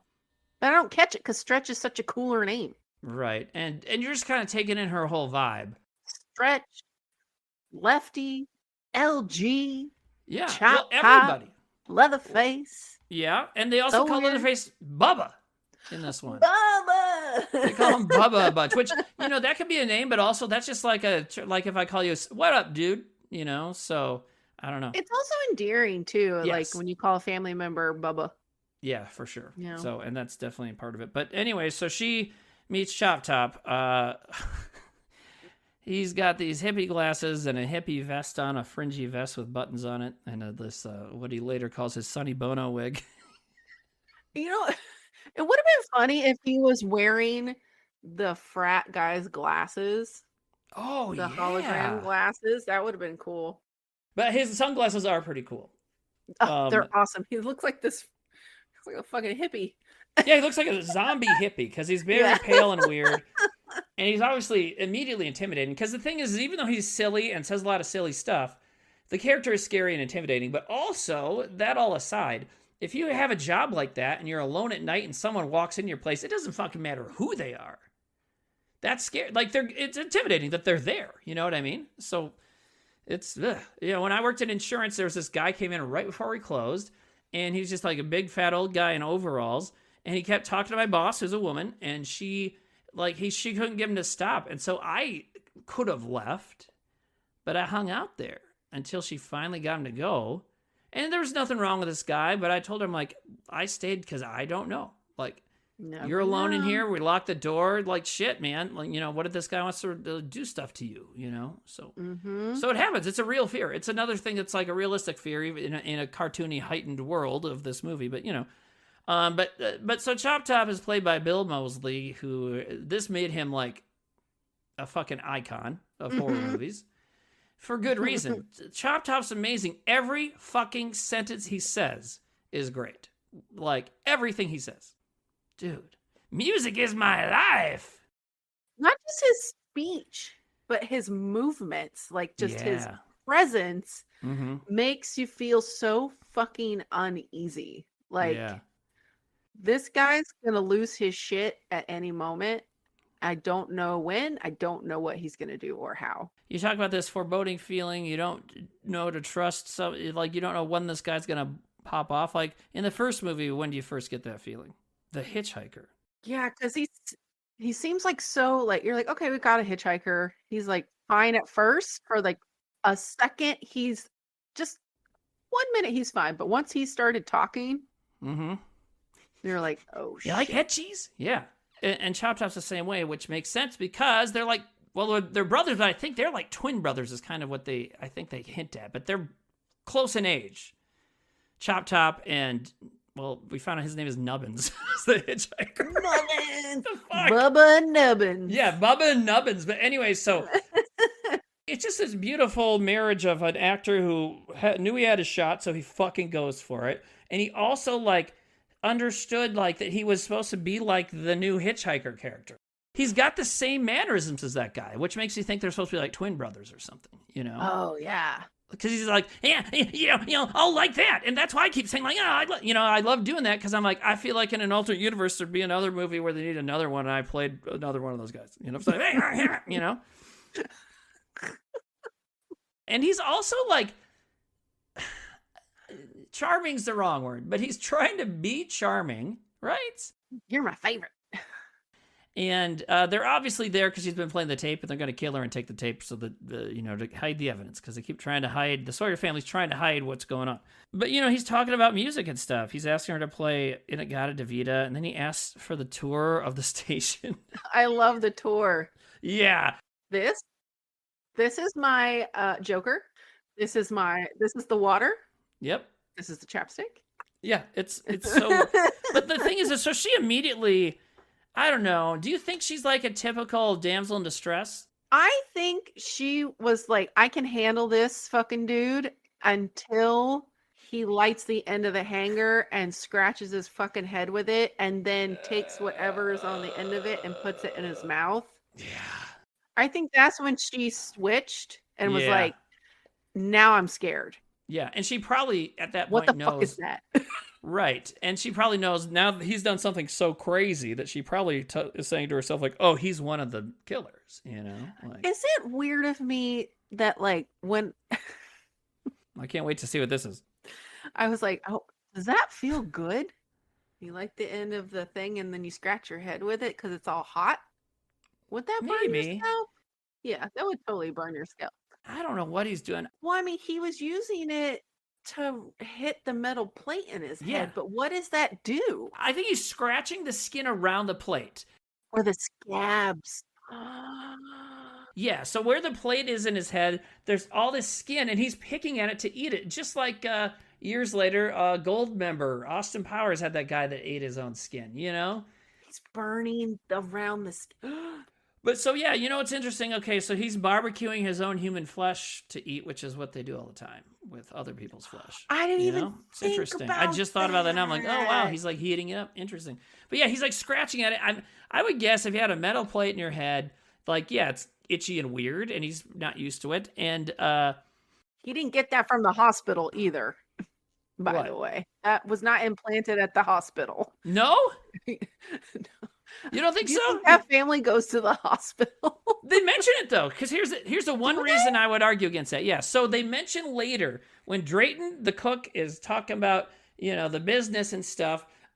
Chop Top, and now I've seen this movie a lot, so I think I only noticed this a time or two ago. But Chop Top says, like, where'd we get the money to have your business? We got it. It basically says because he got that wound in Vietnam, and he went to the VA hospital, and they got paid like veterans benefits, and they used the money to like fund their new lifestyle of Drayton having the food truck, and they're secretly killing people and living in an old amusement park. And so it's like Chop Top's war wound funded that. So I think they were in the hospital. Did he get the metal plate there? I don't know. It's totally possible they did it too, because they're fucking crazy. But that makes sense though. He says so many crazy things, and yeah, she's like trying to get rid of him, and like, okay, the tour ends at the exit sign, and she just like Shandy did, she's like, just grabs things on her, just like, this lamp, this rubber band, this, that, and he's like, oh, and he acts interested in stuff, and it's so interesting, the way he acts is like, is he trying to, I don't think he's trying to like,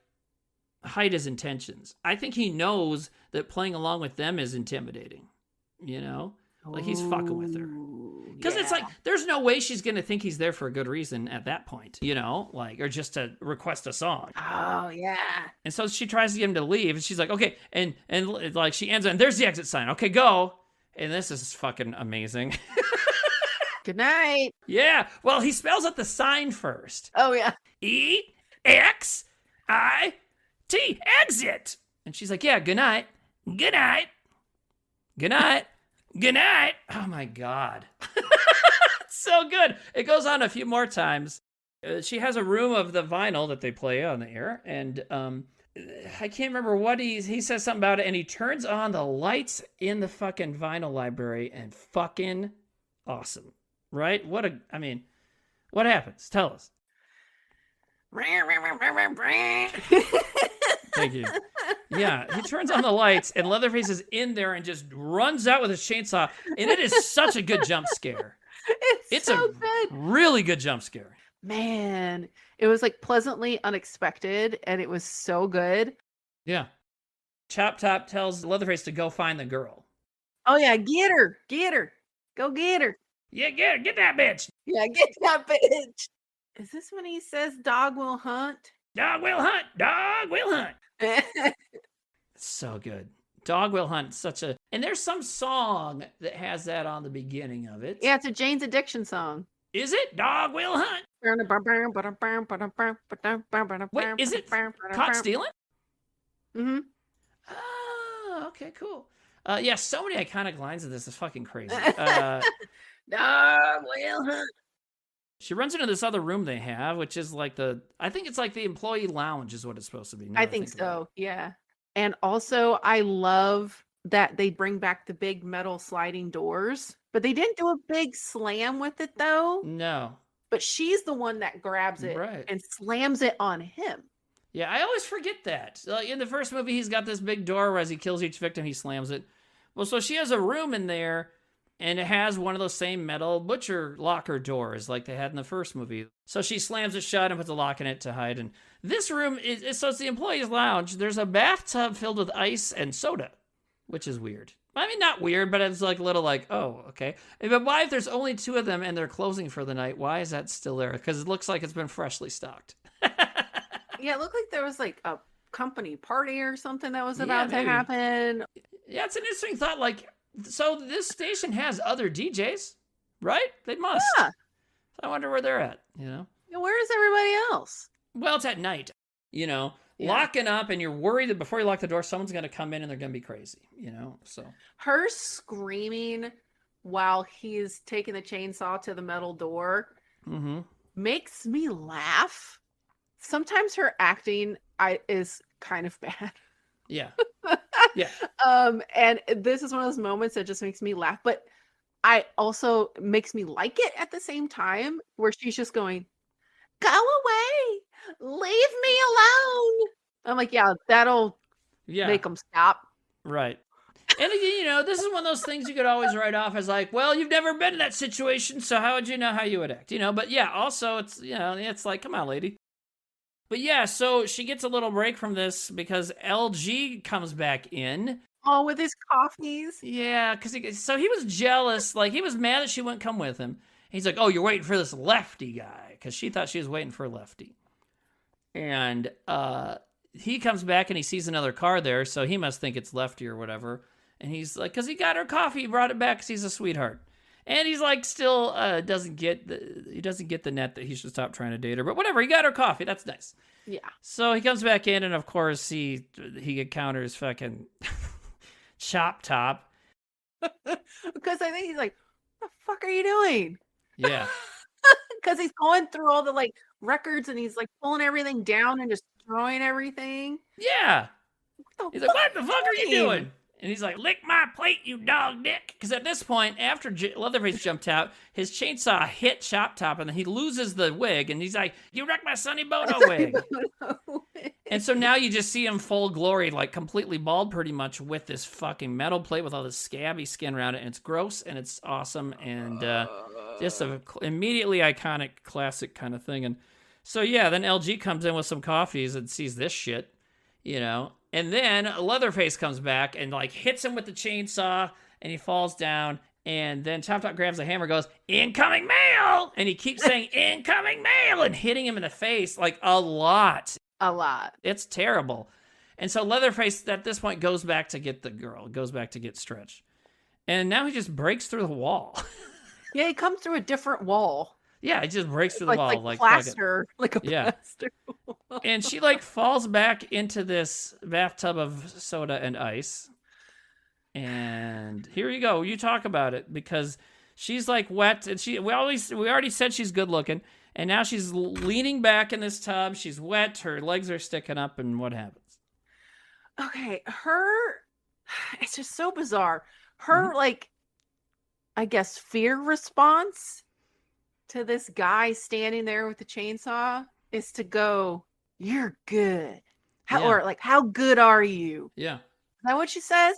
Yeah, I think it's because she sees him, like, she's there screaming, and he's, like, got his chainsaw, and he starts, like, looking at her and licking his lips, and that's when I think she's like, oh, Oh, doing he the thinks I'm hot, I'm gonna fucking, try and play on that, I think is kind of what's happening, yeah, or like, yeah, how good are you? How good are you? And now we have our chainsaw erotica scene. Yeah, dude.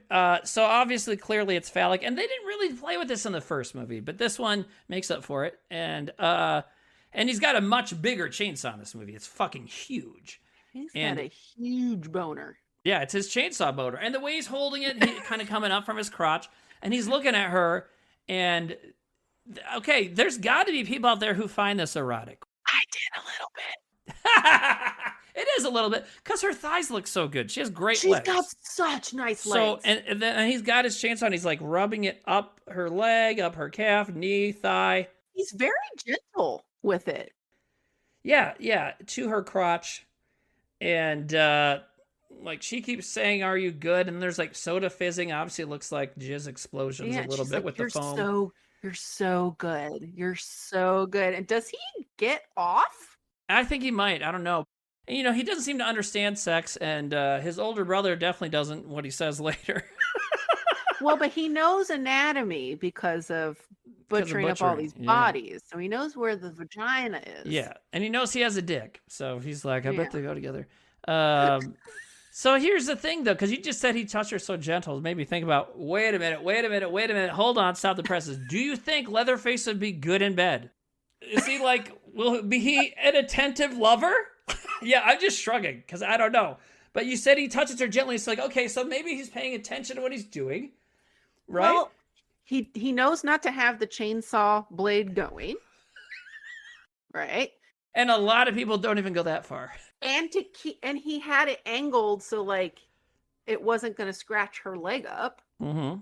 So he's mindful, like to not hurt her. It's like Frankenstein with a flower or with the little kid or something. Yeah.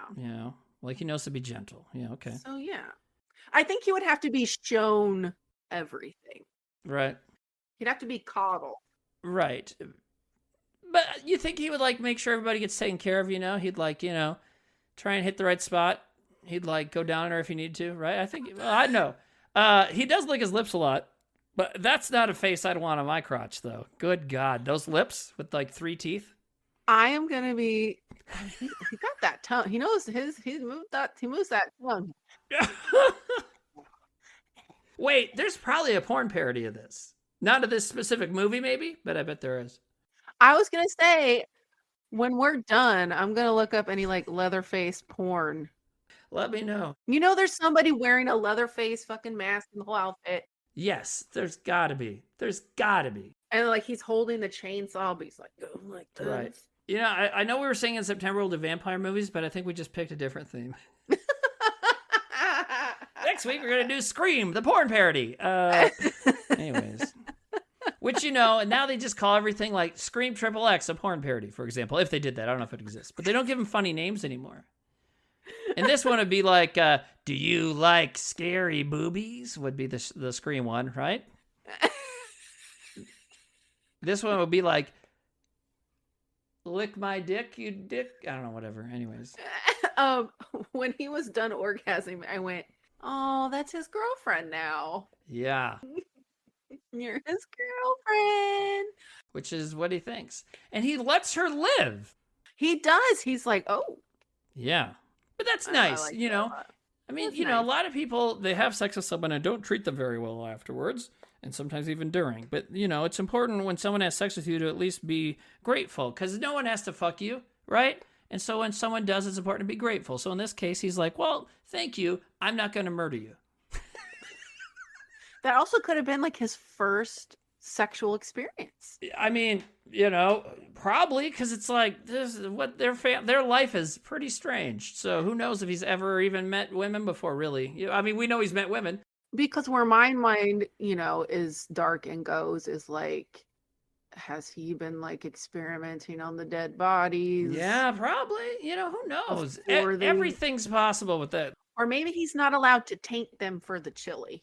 Oh yeah, please don't come in, anyone. I need them for my chili. It changes the bouquet of the recipe. Yeah, it doesn't work well on the palate. Oh. Gross. But he goes back, and they've got, or no, he doesn't even say, "Did you kill her?" He said, "Did you get her?" And he's like, "Yep." And he's like, yeah. And so he may not even be lying. He thinks he got her. I don't know. But they take LG with him because they're like, he says, like, this is a fat piece of pig or something like that. God damn. There's so many good lines, even just from this part, that we're forgetting that Chop Top says, because it's just non-stop. So they leave because Leatherface says he got her. So they're like, okay. So they take LG, they leave. Yeah, they drag his beaten fucking head. Poor LG. I'm surprised, since they had Tom Savini, that they didn't do more up close of like his head getting hit. You just saw all the blood.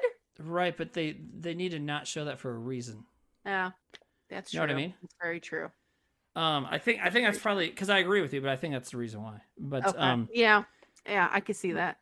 But so then she leaves, and she's hoping Lefty is there, but she doesn't see anybody. But then she does something that no one else in these fucking movies hardly ever does. What did she do? She follows them. Oh, that's right. Yeah. She gets in her Jeep and follows them to where they're going. This is the only Texas Chainsaw movie, at least of the 4 first ones, where it's not someone happening upon the Sawyer family. These people are trapping them on purpose. They're drawing them out of hiding to find them. And so that's one of many things that makes this movie so unique and cool. Is like it's a different kind of story than, and even just most horror movies in general are the person happening upon the bad guys, or the bad guys are seeking people out. But in this one, they're like kind of trapping them, and we find out a little bit more about this right after this scene. So she follows them, and she sees they go to this fucking Texas battle land, which is, I don't think it's a real place, right? So the little white arch thingies, Yeah. they look like ribs. Oh, like a skeleton. Yeah, good like call. a skeleton ribs, like in the dirt. And I was like, if that's intentional, her running through that, underneath that, like her going into like a chest cavity. The guts. Yeah, I think you're right. I hope that's intentional, because that's immediately what it made me think of this time watching it. I was like, oh, this looks like ribs. You're probably right, because I bet they were trying to make it look like bones, And then when they get deep down, they live deep underground under this amusement park, and it's just hundreds and hundreds of dead bodies and skeletons and a wall full of guts. It's so gross. Bleeding through the wall. It's so weird. What did he say? What did Lefty say? It's the devil's playground. Yeah. It's amazing. She gets there, and she doesn't follow them all the way, obviously. But then she notices another car coming behind her. She's like, oh my God, and now it's chasing her, because whoever's driving it probably thinks she's a bad guy. But she stops, and they get out, and it's Lefty. Yeah. Oh, and right when she's about to talk to him, she falls through a fucking hole in the floor, in the ground. Or wasn't it like a gate thing that opened up? Yeah, you're right. It's like a gate in the ground. She starts falling through it right when she notices that it's Lefty. And then he tries to help her, and he admits, he's like, I used you, girl. I'm sorry. Like, the whole fucking thing was a ploy so that he could find her and get his revenge on these people for killing his nephew and fucking up his niece forever. I love what he uses to try to help her get back up. I'm like, that's not gonna hold. Yeah, it's an old hand, right? It's like a bone hand. Yeah, and it's like the fingers, and our fingers are only held onto our knuckles and stuff with like a little bit of membrane, right? Like, so that's, especially an ancient, however old that fucking hand is, there's no way that's gonna help. So she falls, and he starts looking around and takes out his chainsaws to run in. And oh man, him running towards the gate. Yeah, and just yelling, screaming. Yeah. And then he just stops to open the gate. Yeah, it's so funny. It's like when a little kid screams and tantrums on purpose, because then they'll stop to do something like that, and then they'll go back to screaming. So you know that it's just all on purpose. I wonder how many times he made him do that. It was like, You know what? If you get right? Dennis Hopper, probably once. Well, he's not in a lot of the action stuff. I mean, even No. when earlier when he's getting the chainsaws and he's cutting up the piece of wood, there's a bit where you're like, that's not him. Yeah, it's a stunt guy. You know, it could be maybe he didn't want to do it, but it's also it could be a number of things. But I would say that definitely one of the things would be like insurance and stuff like that, and especially since this one, unlike the first movie, is more of a Hollywood thing.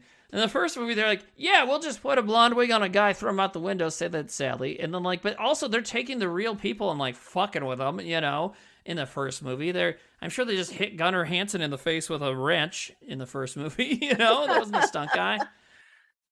But yeah, you know, so he just yells and opens the door and then goes back to yelling. And he yells so much crazy religious shit.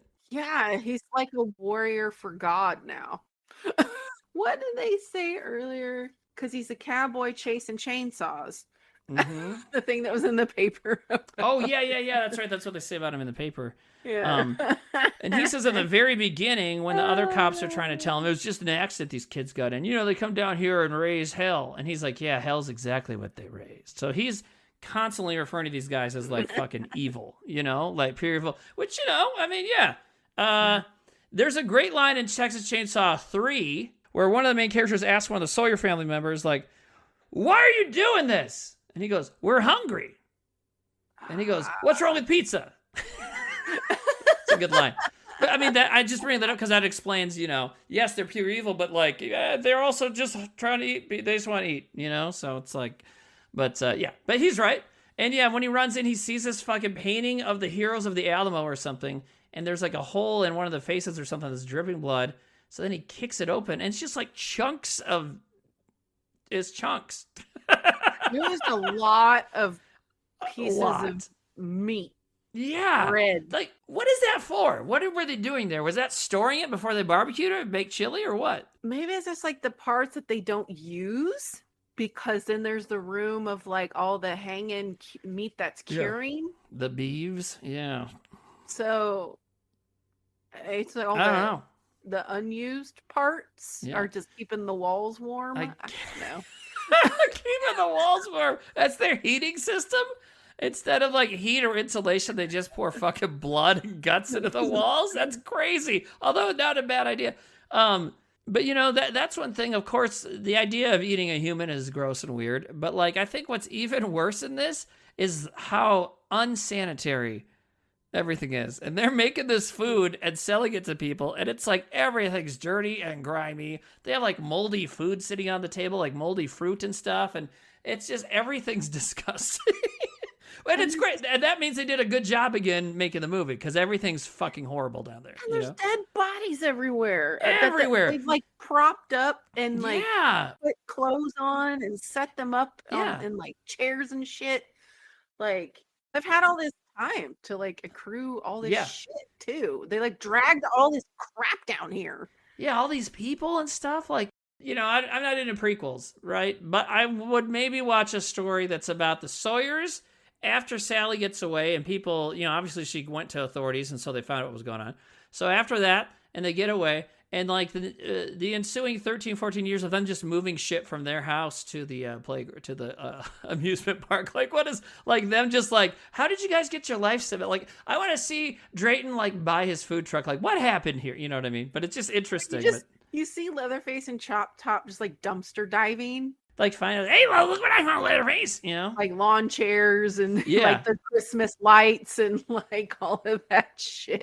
And it's all for decorating dead bodies and then using the dead bodies as decoration. It's just everything's so fucking crazy down there. She falls into a tube or something and winds up in this room where they got all the dead bodies. Mm-hmm. She hides behind a can or something as she hears somebody coming, and it's Leatherface with one of those electric carving knives you see your mom use on a turkey for Thanksgiving. I feel every house had one of those in the late 80s, early 90s. Yes, everybody. And it's just he's cut. I mean, you see the feet sticking out, so you know it's a person, and he's cutting stuff off them. And he's cutting pieces of skin. He's skinning him, is what he's doing. It's so gross. Tiny saw. Yeah, with his little saw. And then he's like childlike, like playing with the fat and stuff when he pulls it off and the skin. And he He's just like throws looking it at onto it. the dirt. Yeah, and one he hangs. Yeah, one he throws away. Then another piece he hangs up on a hook for some reason. You know, like the piece off the guy's stomach or something. And then he takes off the face and he's like, you know. Oh my God. And that's when he notices her, right? So back to Shandy's erotic chainsaw story. Makes the noise. He comes over and he's like, "Oh, you! Yeah. Oh, my girlfriend's here! Yay!" And then she's like, "Help me get out." Yeah. So I one of the notes I wrote that's actually a real note is just like did he so what he does is she's trying to hide behind this barrel from when the other people come in, Chop and the cook come in. He like takes LG, well it's LG we find out in a little bit, but so he cut the face off this person and he puts it on her. So is he hiding her or is he like trying to turn her into like Mrs. Leatherface? Cuz like he doesn't actually seem interested in helping her because then he puts the face on her. Then he dances with her and stuff and like takes her arms and dances her like a puppet. Then he tries to like dance with her. And it's like, okay, so it's because in putting the dead face on her, okay, maybe you could hide her in this pile of dead people. Sure. Okay. But like he puts a dead face on her, but then he's like playing with her. And I'm like, maybe he's trying to create Mrs. Leatherface, like Bride of Leatherface, you know? So like the mask would be like the boyfriend sweater. That, Yes, like, leather, like the leather jacket. Yes, the boyfriend sweater. Because he does kind of like, Yeah, with his bloody hand, caresses her face a little, and she's like, "Ugh," and yeah. then I love it. She goes, "Ugh, it's wet," and I went, Yeah. "No shit." Because they just cut it off his fucking skull. Oh my god. And then it's like way too big for her head, which is really, really funny. Ugh, Jesus Christ, it's so gross. Yeah, when he like picks her up and like, that's when I wrote down, so it is a love story. That's what you meant by that. Okay. But I like that idea. Shandy sent me a picture of her notes, and I saw that note. I'm like, what the fuck does that mean? That makes sense. Okay.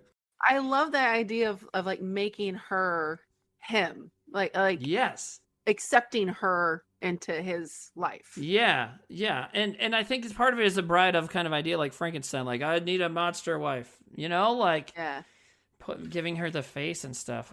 But when you go at it by the sex and romance angle stuff, it is so fucking creepy. This is how this person who grew up in a horrible way is gonna understand. Like this is how you meet people. This is our meet cute, literally meet cute. Imagine if they were just like, "Oh yeah, you can keep her." Yeah, what would her life be? Yeah. So she's gonna eat what they eat, and then that's how he's just gonna like you said, he's just gonna keep her. Like, is he just when he's done playing with her, he's just gonna put her up on a hook? Like, but she's like got her hands tied, but just like the string part goes on the hook, and then he wants to play with her and take her out. Yeah. God, you're right. It's so gross and weird. Puts all the different faces on her. He also puts a cowboy hat that he takes off the body on her. Yeah, and then he leaves. LG's hat. Yeah, so it is LG that the body was cutting stuff off of, and LG starts moving and he's like starts getting up. He's like he's making a lot of noise, and she's like, "Oh my God, LG!" He's like, "Darling, I'm sorry," whatever. His side of his body where he took all that skin off looks so gross. Cool. And obviously his face is missing, and and his like top of his head's all fucked up. Yeah, from getting hit in the head with a hammer. Incoming mail. You got me. So, you know, and he's like, I forget what they say to each other, but at first, but he's trying to help her. So he like finds a knife, but he's like dying, and his body is so fucked up that he can't. When I first watched this the first time, I thought he was gonna stab her. I did too. Because the way his arm comes up, very stiff, holding the knife, and behind her, I'm like, is he now crazy because of what has happened to him? He's gonna kill her, but no, he just can't control his body very well because it's like he's dying. Like this is it, you know, and everything. He's missing skin. He's been hit in the head a bunch of times. So, but he does eventually, you know, he just keeps stabbing. Like when people go, like the psycho thing. That's like what he's doing, and he cuts the rope eventually, and she gets away, and that's when she realizes who it is. And she's like, "Oh my God, LJ!" And she's so sad. And she says, "I love you." So I'm like, maybe she actually did love him the whole time, you know? Oh no! Which is really sad. You know, because they would have been a great couple. They'd be a fun couple to hang out with. They would be. They have good music, and he loves to have food all the time. Like, come on, you know. So It's also sad because, like, in the beginning, when they're on the radio show, he calls her darling, and she's like, "Don't call me darling." And then here he goes, "I guess I'm falling apart on you, honey." But his last words are, "Oh shit." yeah, it's really sweet. That's and you know, it's cool that he's like not a creep, that he's just a good dude, you Yeah. know.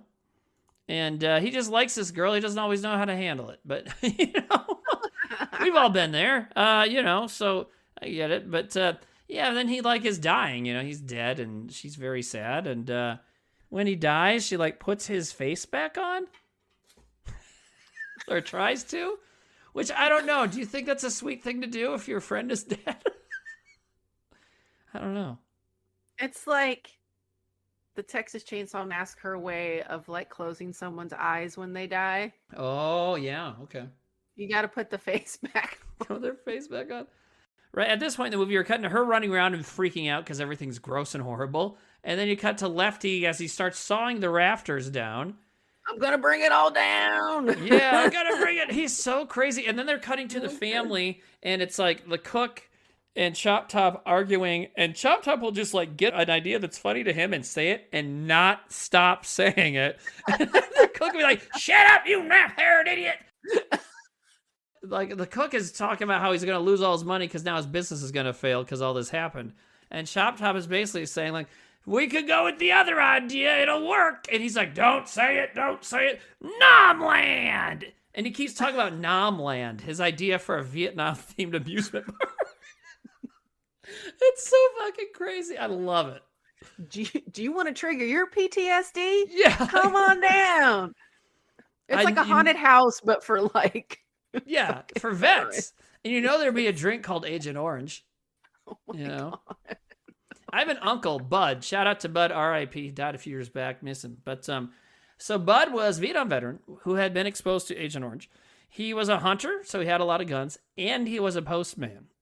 And you know that when we grew up in the 90s, a big thing was like postal workers go like snapping. Going ballistic, yeah. And taking guns in their place. And a lot of times it was because they were like vets with PTSD from Vietnam and stuff. Because they didn't even know what the fuck that was. Yeah. So, and being exposed to Agent Orange did bad things to your brain. Bud was so fucking chill, though. Like, he came to weddings and funerals wearing like a sweatshirt with like fish on it, you know, or a bear or something, you know, like those nature sweatshirts, you know, you see at a thrift store. Or like a t-shirt that just says like, "Not my problem," stuff like that. He was so chill. I love that. There's a great point when they walk into the room before Leatherface ties her up, and they see that he's got something. Yeah. But they don't see what it is, right? Yeah. And what do you hide? yeah, and Chop Top, before the cook comes in, he's like, "You better come out here because the cook's..." And then he does like a cook impression. And it's so spot on and good, too. He's like, "You gotta take it." You know, it's so fucking... I forget what he says, but it does a perfect impression of him. And then the real cook comes in, he's like, "Get the hell out of here. Go work on that eyeball pate." You know? That's what they say, eyeball pate. It's ridiculous. It's insanely ridiculous, but it's scary and gross, too. They really nailed a good tone here, but, like, they're just arguing and, like, yelling at each other, and the cook is pissed that... he thinks this is all about his business.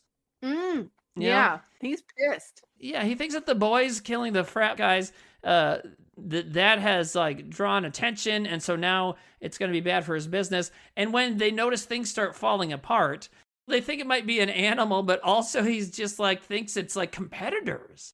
When Dennis Hopper comes in their hideout to kill them, he thinks he mentions a few different companies, and those are like food trucks is what he's saying. He's like, you know, like a Mexican food truck and like something else, like a deli or something. Because he thinks like it's a rival food truck guy come to kill everybody. and that right there is why I love him in this movie, because he is just so fucking crazy. And it's like he never truly understands what's happening. And so this whole time he's talking about this business, like, you work all day and they come and take it away from you. You know, you work your whole life and all this stuff. And it's not really jumping ahead because it all kind of happens at once. But so they get her. Of course, Leatherface sees her first and catches her, and that's when she's like, "Are you mad?" You know, How mad are you? how mad? Yeah, how mad are you? It's like, how do you tell with him? Like they're having a fucking spat, like a Yeah, couple having yeah. a spat. It's so weird. And you make a good point earlier when it was like, and I was like, well, she's probably she notices that he likes her, so she's using that to get away. But also, you were kind of like, why did she do that? And it's like at this time later when she's like, oh, how mad are you? I'm like, she's really playing into this relationship thing more than she needs to, maybe. So it's like maybe she does have a thing. I don't know. Because she does kind of lose her mind, you know? Maybe he reminds her of one of her exes. God. Does Leatherface remind you of any of your exes? Do you have any that were like him? Hopefully everybody you've dated has more teeth and lips than he does. Because it almost seems like he doesn't have lips, which is gross. At least I would know I'd always be eaten. I'd always be fed. Yeah. Ooh. But you know what I mean? She's like, seems, I don't know, she has no problem playing into this thing, but they catch her. Well, it's worked for her. It's helped her Right. get away. So You're right. She's just staying keep alive. doing it, That's a you good know? point. So keep doing it. Yeah.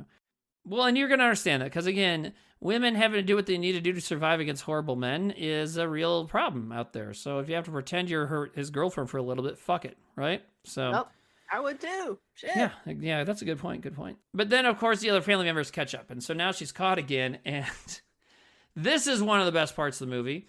Well, it's an amazing shot. It's from her point of view, and it's the three family members, the cook and Chop Top and Leatherface, like right up in the camera, like they're the fucking Beastie Boys, you know. And it's like, we're gonna kill you, 1, 2, 3. But like, you know, but like. And so they're making the Bubba's got a girlfriend and all this stuff. And the cook says, like, this is all for a piece of tail, you know, all this kind of You shit. know about sex? Ask me. Ask me about sex. I'll tell you. What are you going to tell him about? Do you remember what he says? What did he say? It comes down to two things, sex or the saw. Sex is, well, nobody knows. But saw is family. The fucking genius. Sex is nobody knows is like so fucking scary. You know what I mean? Because I assume at some point in their long career murdering people, I'm sure they've all committed rape of some kind. You know, they've done horrible things. Mm-hmm. And just the idea of people doing that stuff and not really understanding what they're doing is even more scary for some reason. Because I also envision like the Sawyer family having a lot of incest for some reason. Because they didn't seem to like really ever leave the property. Yeah. You know, and look at Leatherface. Yeah.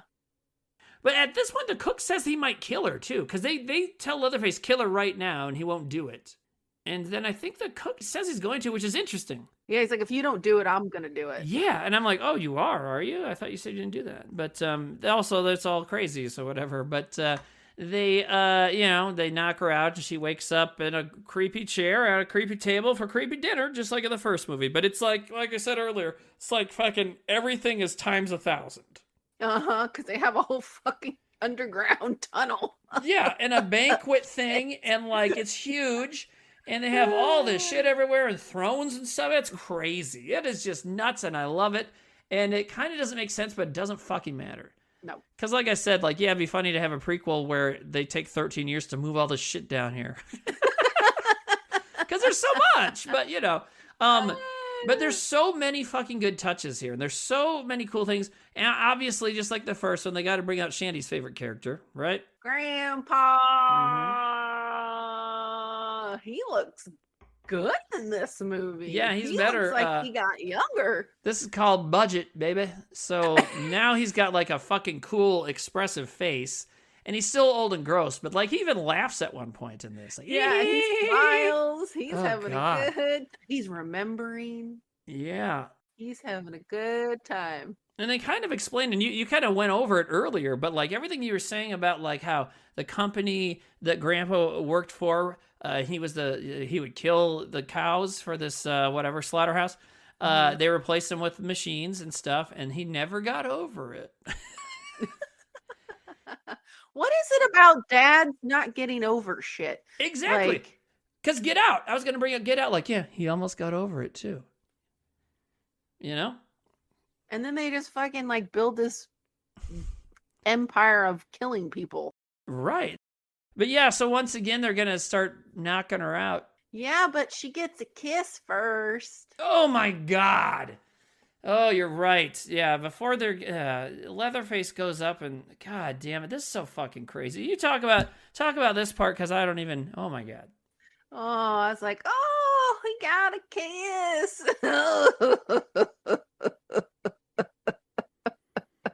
They gave her a good one too. He comes up to like get her to bring her over to Grandpa, and yeah, he just fucking plants one on her. Ugh. And I'm sure he stuck his tongue in her mouth too. Oh my God. Imagine that tongue. Okay, like, I get canker sores and stuff in my tongue, and sometimes it comes from, I think, stress and stuff. Sometimes it causes I scratch it, and it turns into that because it's like an ulcer thing. Sometimes it's from like, oh, I didn't brush enough. There's some food left there, and it like rubbed against stuff and got infected. So imagine in this horrible unsanitary thing they live in, and plus, by the way, he's always got other people's skin on his face. Like, his mouth is probably so gross. And I mean, we know that we see part of his mouth and it's gross, so can you imagine that tongue? Well, also like the smell down there and just probably his body odor. Dude. Like, they don't shower. They don't brush their teeth. What do you think his cock and balls smell like? That Head part? cheese. Dude. Yeah, from under cheese, as they used to say. Hey, Good God. head cheese. Head, No. penis, head cheese. Yeah, sure. Head cheese. It's real good. That'd be a good Texas Chainsaw Massacre porn title. Head cheese? Yeah, I like head cheese. Wow. That's crazy. It's so sad that we're both going to Google Texas Chainsaw porn right when we're done. It's sad. I'm curious. Me too, but it's sad that we're going to do it because we're both going to do it. But I mean, who knows? We might even like it a lot to, so it's sad. Well, you know what? I like that he planted a kiss on her because it's like a farewell kiss because like they're all gonna murder his girlfriend. So might as well give her one, get a peck in before Grandpa does the deed. He's giving her up for the family. And he's fine with that. It is so funny that they keep talking about how good of a killer Grandpa is, and we've never, he's so old, and you acknowledged, they mentioned in this that he's what? How old? 137. There you go. Yeah. So obviously he's old, but they're like, he's the best killer. And it's like, okay, well, he can't even hold a fucking hammer. And here he gets more hits in than he did in the first movie. I like how he would smile and then he would drop it from behind. Yeah. But he did hit her a few times. The close up of his mouth and his teeth. Man, his skin looked so gnarly. Gross. Yeah, they did a great job on Grandpa. I don't know who plays him, but they're under a lot of makeup. Fiddling and shit. Yeah, it's so gross. And there's a lot of close-ups on his face. Like I said, there's more Beastie Boys shots of different family members up in your face, all up into place. I make the songs that make the whole world suck. So they hit her a bunch, and then we get a fucking awesome shot. They're about to deliver the coup de grace, right? Kill her. And then they hear chainsaws. Because they think that she maybe is the thing, whoever has been causing all the trouble. But then it's Lefty, and it's this awesome shot that, like, I think it dollies back from them, looking around at who's got these chainsaws, and then, like, Lefty's there. It's so fucking cool. And so, now Stretch gets away. And Chop Top chases her. And then this is what I kept bringing up because I love it. But this is when the cook is like, "Who are you with? Are you with somebody's catering, whatever the catering company is? Are you with the Mexican food the taco truck or whatever?" It's like, he's from the famous taco truck that cuts up all the meat with the chainsaws that they carry. Instead of gun holsters, he's got like chainsaw holsters, and he's got his big rifle. So Lefty shows up and Stretch gets away, and the cook is like, "Go get her!" And so Chop Top chases after her. And so Lefty's got his chainsaws ready. It's just him and Leatherface and the cook. And then the cook's right there, and he hits him in the butthole with his chainsaw, right? Because he turns to like run. Uh-huh. And as he's running away, he takes his chainsaw and puts it right in his like butt cheek. Like in between the butt cheeks. But he just kind of like grazed the crack of his ass. And then he like goes and hides under the the banquet table. I Yeah. love the shot of him sitting under there anytime the shot went to him. Yeah, they keep kind of him saying different stuff. He goes back to touch his wound of his crack, and he brings his hand. He's like, "Oh, that's pretty bad." Yeah. And do you remember what else he says there? It's so good. What else does He he goes, say? I just remember. they burned my beans good on this one. They burned my beans. Because it probably got him in his taint. Yeah. Oh, God. Can you imagine? Oh, you know, so it's a fairly common when a woman gives birth vaginally that they tear their perineum, the taint, you know? Yeah, you get torn. Yeah. And you got to get ripped. stitches and stuff. So. Mhm. And this is a little more aggressive than that, probably, but maybe not. I don't know. Is it any listeners that have had children Yes. vaginally? Is it like, would it be equivalent to getting a chainsaw in your taint? Oh, my God. Well, some kids come out pretty fast, I suppose. I don't know. Oh, geez. But yeah, the cook is under there, and I can't remember everything. And, you know, everything he says is funny. Well, like when he goes, "Where's that emergency?" What does he say? Where's that fuck you, Charlie? Yeah, where is it?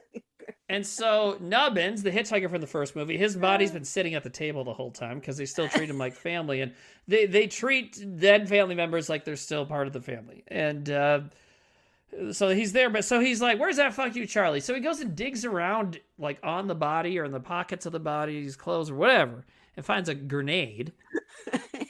Because the reason he's doing that is because at the same time you got Lefty and Leatherface having a chainsaw fight that is fucking awesome. Oh man, it's so good. Did you text me or was this on your notes where you were like, oh yeah, it was on your notes. What's the other chainsaw duel? Oh yeah, because I was like, oh, this is reminiscent to the chainsaw fight at the end of Motel Hell. Yeah, and we couldn't remember. Then we're like, Motel Hell. And first you said Hotel Hell. Motel Hell, Motel Hell, Holiday Inn. Yeah, that's what I said. Hotel Hell, Motel Hell, Holiday Inn Hell, because that's a fucking Sugarland gang. But wow, Beastie Boys and Sugarland Gang all in one episode. Yeah, this is a very hip hop friendly episode. Well, you know, the word hip, I mean, that's the other cool thing about this movie and Toby Hooper and all those people. They are fucking hip. They're like kind of hipsters, right? I mean, they're like cool because the music in this is like cool. You know what I mean? It's like a Quentin Tarantino soundtrack or a Guy Ritchie soundtrack, you know? Guys who are cool making soundtracks. That's what this is like, you know? Anyways, yeah, but everything the cook says here is great. He talks about his business and he's like, talking about how everybody comes and like fucks it up for you and all this stuff. He just never really admits what he's doing, or maybe he doesn't understand it. I don't know. He kind of reminded me of like Lloyd Kaufman a little bit. Sure. And he looks like him too. Yeah. Sure. Kind of the Good way point. he's talking. Mm-hmm. I really burned my beans on this one. God. Yeah, and then they're fighting, and they have this awesome chainsaw fight, and it just goes on for a while, and it's kind of... Dude, that big chainsaw went all the way through him, and Through he's Leatherface. still standing Yeah. and fighting. Yeah. That's when the cook is like, well, shit, I'm going to get the grenade. Yeah, because, well, you don't have Leatherface to protect you anymore. Yeah, he's like, shit's going bad, so... And his asshole is falling apart. Yeah, it's pretty bad. That's bad. You don't want that to happen. Oh. So yeah, that's they're fighting and stuff, and at the same time, then you got Chop Top chasing Stretch all over the place, and at this point, he's not saying as much. He's just kind of laughing, right? But he's got his he's got the barbershop blade. Yeah, the straight razor. The straight razor. And he just keeps slicing her back. And you're like, ooh, she's gonna get out. She's gonna get out. Yeah, kick his ass down the stairs. Kick his ass down the stairs. There was like a shot of them going up, and she's, kicking at him, and he kind of like, there's that moment where you think he's gonna fall. Yeah, he like swings off into the air. There was like a shot of like a blade. And I was like, ooh, is that going to turn on and he's going to fall and like go through the blade? Oh, yeah. But no. But that didn't happen. And that's okay. Because what happens crazier is shit cool. happens. Yeah, so she finally gets in this room at the very top of this tower, the amusement park thing. And so earlier, a little bit before this, they're praying to great grandma. But this is grandma, not great grandma, right? Mm-hmm. They say grandma. Okay. But yeah, there's this thing up there. There's not a lot of movies with disgusting breasts. Well, there's a few, but obviously Barbarian's one. This is gross because she's like topless and dead, sort of molded. We don't know. How's she sitting? She's like, It's like sitting on a throne, but so she has the original chainsaw from the first movie, like kind of plastered into her.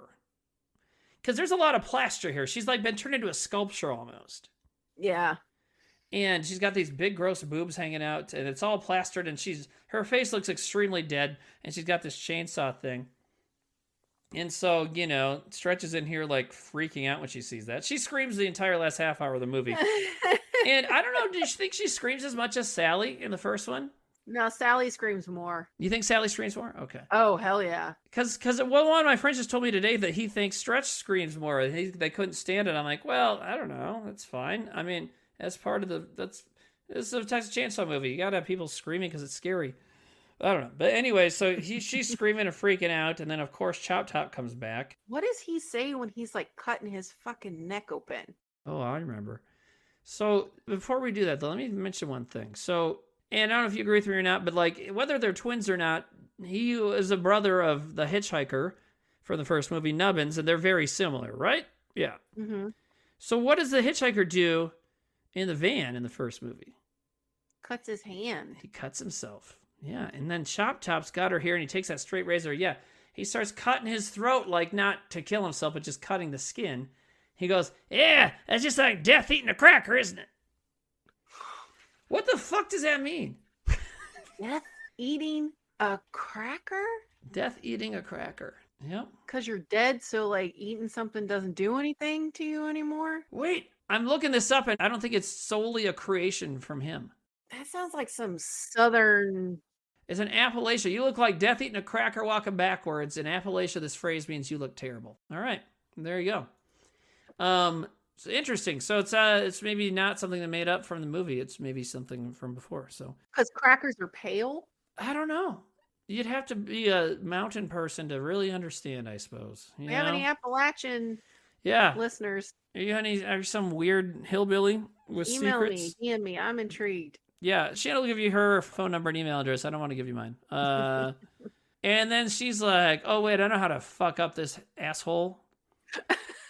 And she grabs the first Texas chainsaw and like pulls it out of the grandma's statue body, whatever the fuck this thing is. From her cold, dead hands. Yeah, and like it's like in her lap too, like molded, because she like pulls it and there's like dust and stuff. Like she pulls it out of it, it's weird.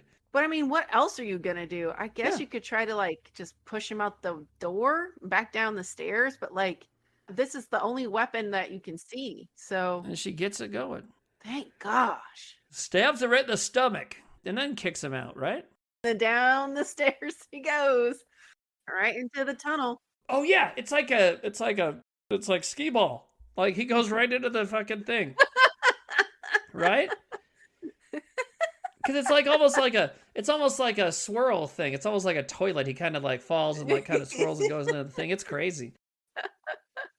It's like those things you see. They used to have them like at the grocery store. It's a big plastic like well thing to put money in that goes to whatever cause. You put the quarter on the top and it swirls around. Oh, and then it goes all the way down to the bottom. Yeah, I would love those when I was a kid. How come they don't have those anymore? They were big and it had like a big mound at the top. Yeah, they're huge. Maybe that's why they're really big. They're cool though. Yeah, I remember and those. I bet they made money. I mean, I know that my parents put a lot of their money into those. I was too young to have my own. But those are great. But yeah, so he goes down the hole. All that's left now is Stretch there, and she's up there, and she starts dancing around with a chainsaw, just like Leatherface in the first movie. And it's also, like I said earlier, she's lost her mind, it seems like. She's like happy about it, about having killed this dude. Because you see this through the movie a little bit too. Lefty does it too, but you already know he's crazy. But like, she's like, come on, she's like egging them on sometimes. Yeah. So, wow. Man, what a fun fucking movie. It's quite the film. So the first time I saw this, I liked it okay. Then I saw it again, and I was like, I just don't know if I like it. And then, And then the third time I saw it was in 2021, and it's a situation that I was in when I was watching it. I was in the kind of situation where I was able to pause the movie and have sex with somebody, like, right there. It was great. And then we went back to watching it, and I was like, this movie's great. Did you all have sex after he had tried to pleasure her with the fucking chainsaw blade? I think it was later than that. Oh. But maybe that's when she and I started getting the idea. I don't know. What are you going to do, man? You know, you got this, you're with the person and you're watching this movie, and then you look over and now they're a little more naked than they were before, and they start like touching your stuff. You're like, well. Well. I don't know, have you ever seen any of those, like the ones after they did like the Michael Bay produced remake and the couple they made after that? I watched the Netflix one recently. Remember I said like Right. it would have been good if it was just its own thing? Yeah. If it had nothing to do with Texas Chainsaw, it just had its own crazy like killer. Yeah. Like they just made their own fucking franchise. The ones I was asking about are not that. I'm talking about like in the early 2000s when they did the remake of Texas Chainsaw. Then they did Texas Chainsaw the beginning. And then they did one that's called just Texas Chainsaw 3D with Alexander Daddario. Famously in a scene where she's topless but has a jacket covering her boobs. And she wanted to have her boobs out. Oh. And apparently the director at the time was like, no. And then, of course, years later on True Detective, she did one of the most famous nude scenes of all time. And now she's a legend because of that. So she was right. You knew what she was doing. Yeah. Well, especially after we saw what she had, we're like, yeah, you definitely knew what you were doing because those look great. Good job. But hey, if you're listening to this, go watch whatever you want. It's fine. Bye. Right? And if you haven't seen this movie, you should watch it if you want to watch something super entertaining and fun. Yeah, it's a classic. And is it time to be done? You want to do social media? Let's do it. Please follow us on social media. We're on Instagram at earnfullofpopcorn. That's URNFULLA popcorn. You can also listen to episodes on our YouTube channel, Earn Full of Popcorn Podcast. You can also listen to them on our website, earnfullofpopcorn.com. We're on Apple and Spotify. You should follow, like, if you want. It does help get us to new people that don't know that we do this thing, I guess. I don't know how any of this shit works. Do you think we have more new people from the Zach episode? Because we had like a real celebrity on instead of two former celebrities. You know? So it worked out well. But anyways, well, I guess I'm going to go here. So thank you to Jordan Cooper for making the theme song. Thank you to Steve. Oh my God, I forgot his name, but he's from Canada. Ward for the graphic design. Thank you to Shandy, because I think you've done more graphic design now too. Thank you to Bill Mosley, who plays Chop Top and follow me on Twitter. Thank you to my Aunt Carolyn Williams for being in this. That's not true at all, but I do have a sister named Carolyn Williams. So there you go. Well, we did it. Oh, and when's our year anniversary? Would this be it? Well, we first recorded in July last year. Oh, so we're already past that. Yeah, dude, we didn't say fucking anything about it. We've been doing this for a year. Thank you, everybody.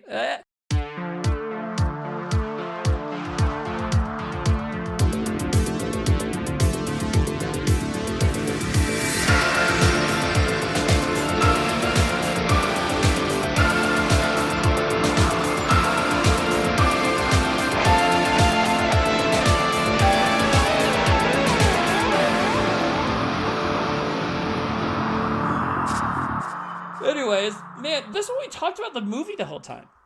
Like, we didn't go on many tangents. We talked a lot about sex stuff and porn. Yeah. That's just because we're both awake. Like I said last week, there are podcasts about sex that are not even close to this horny. We're just, that's who we are, people. Mm-hmm. And also, don't call us or try to take us out. We're done doing that, but we are still horny.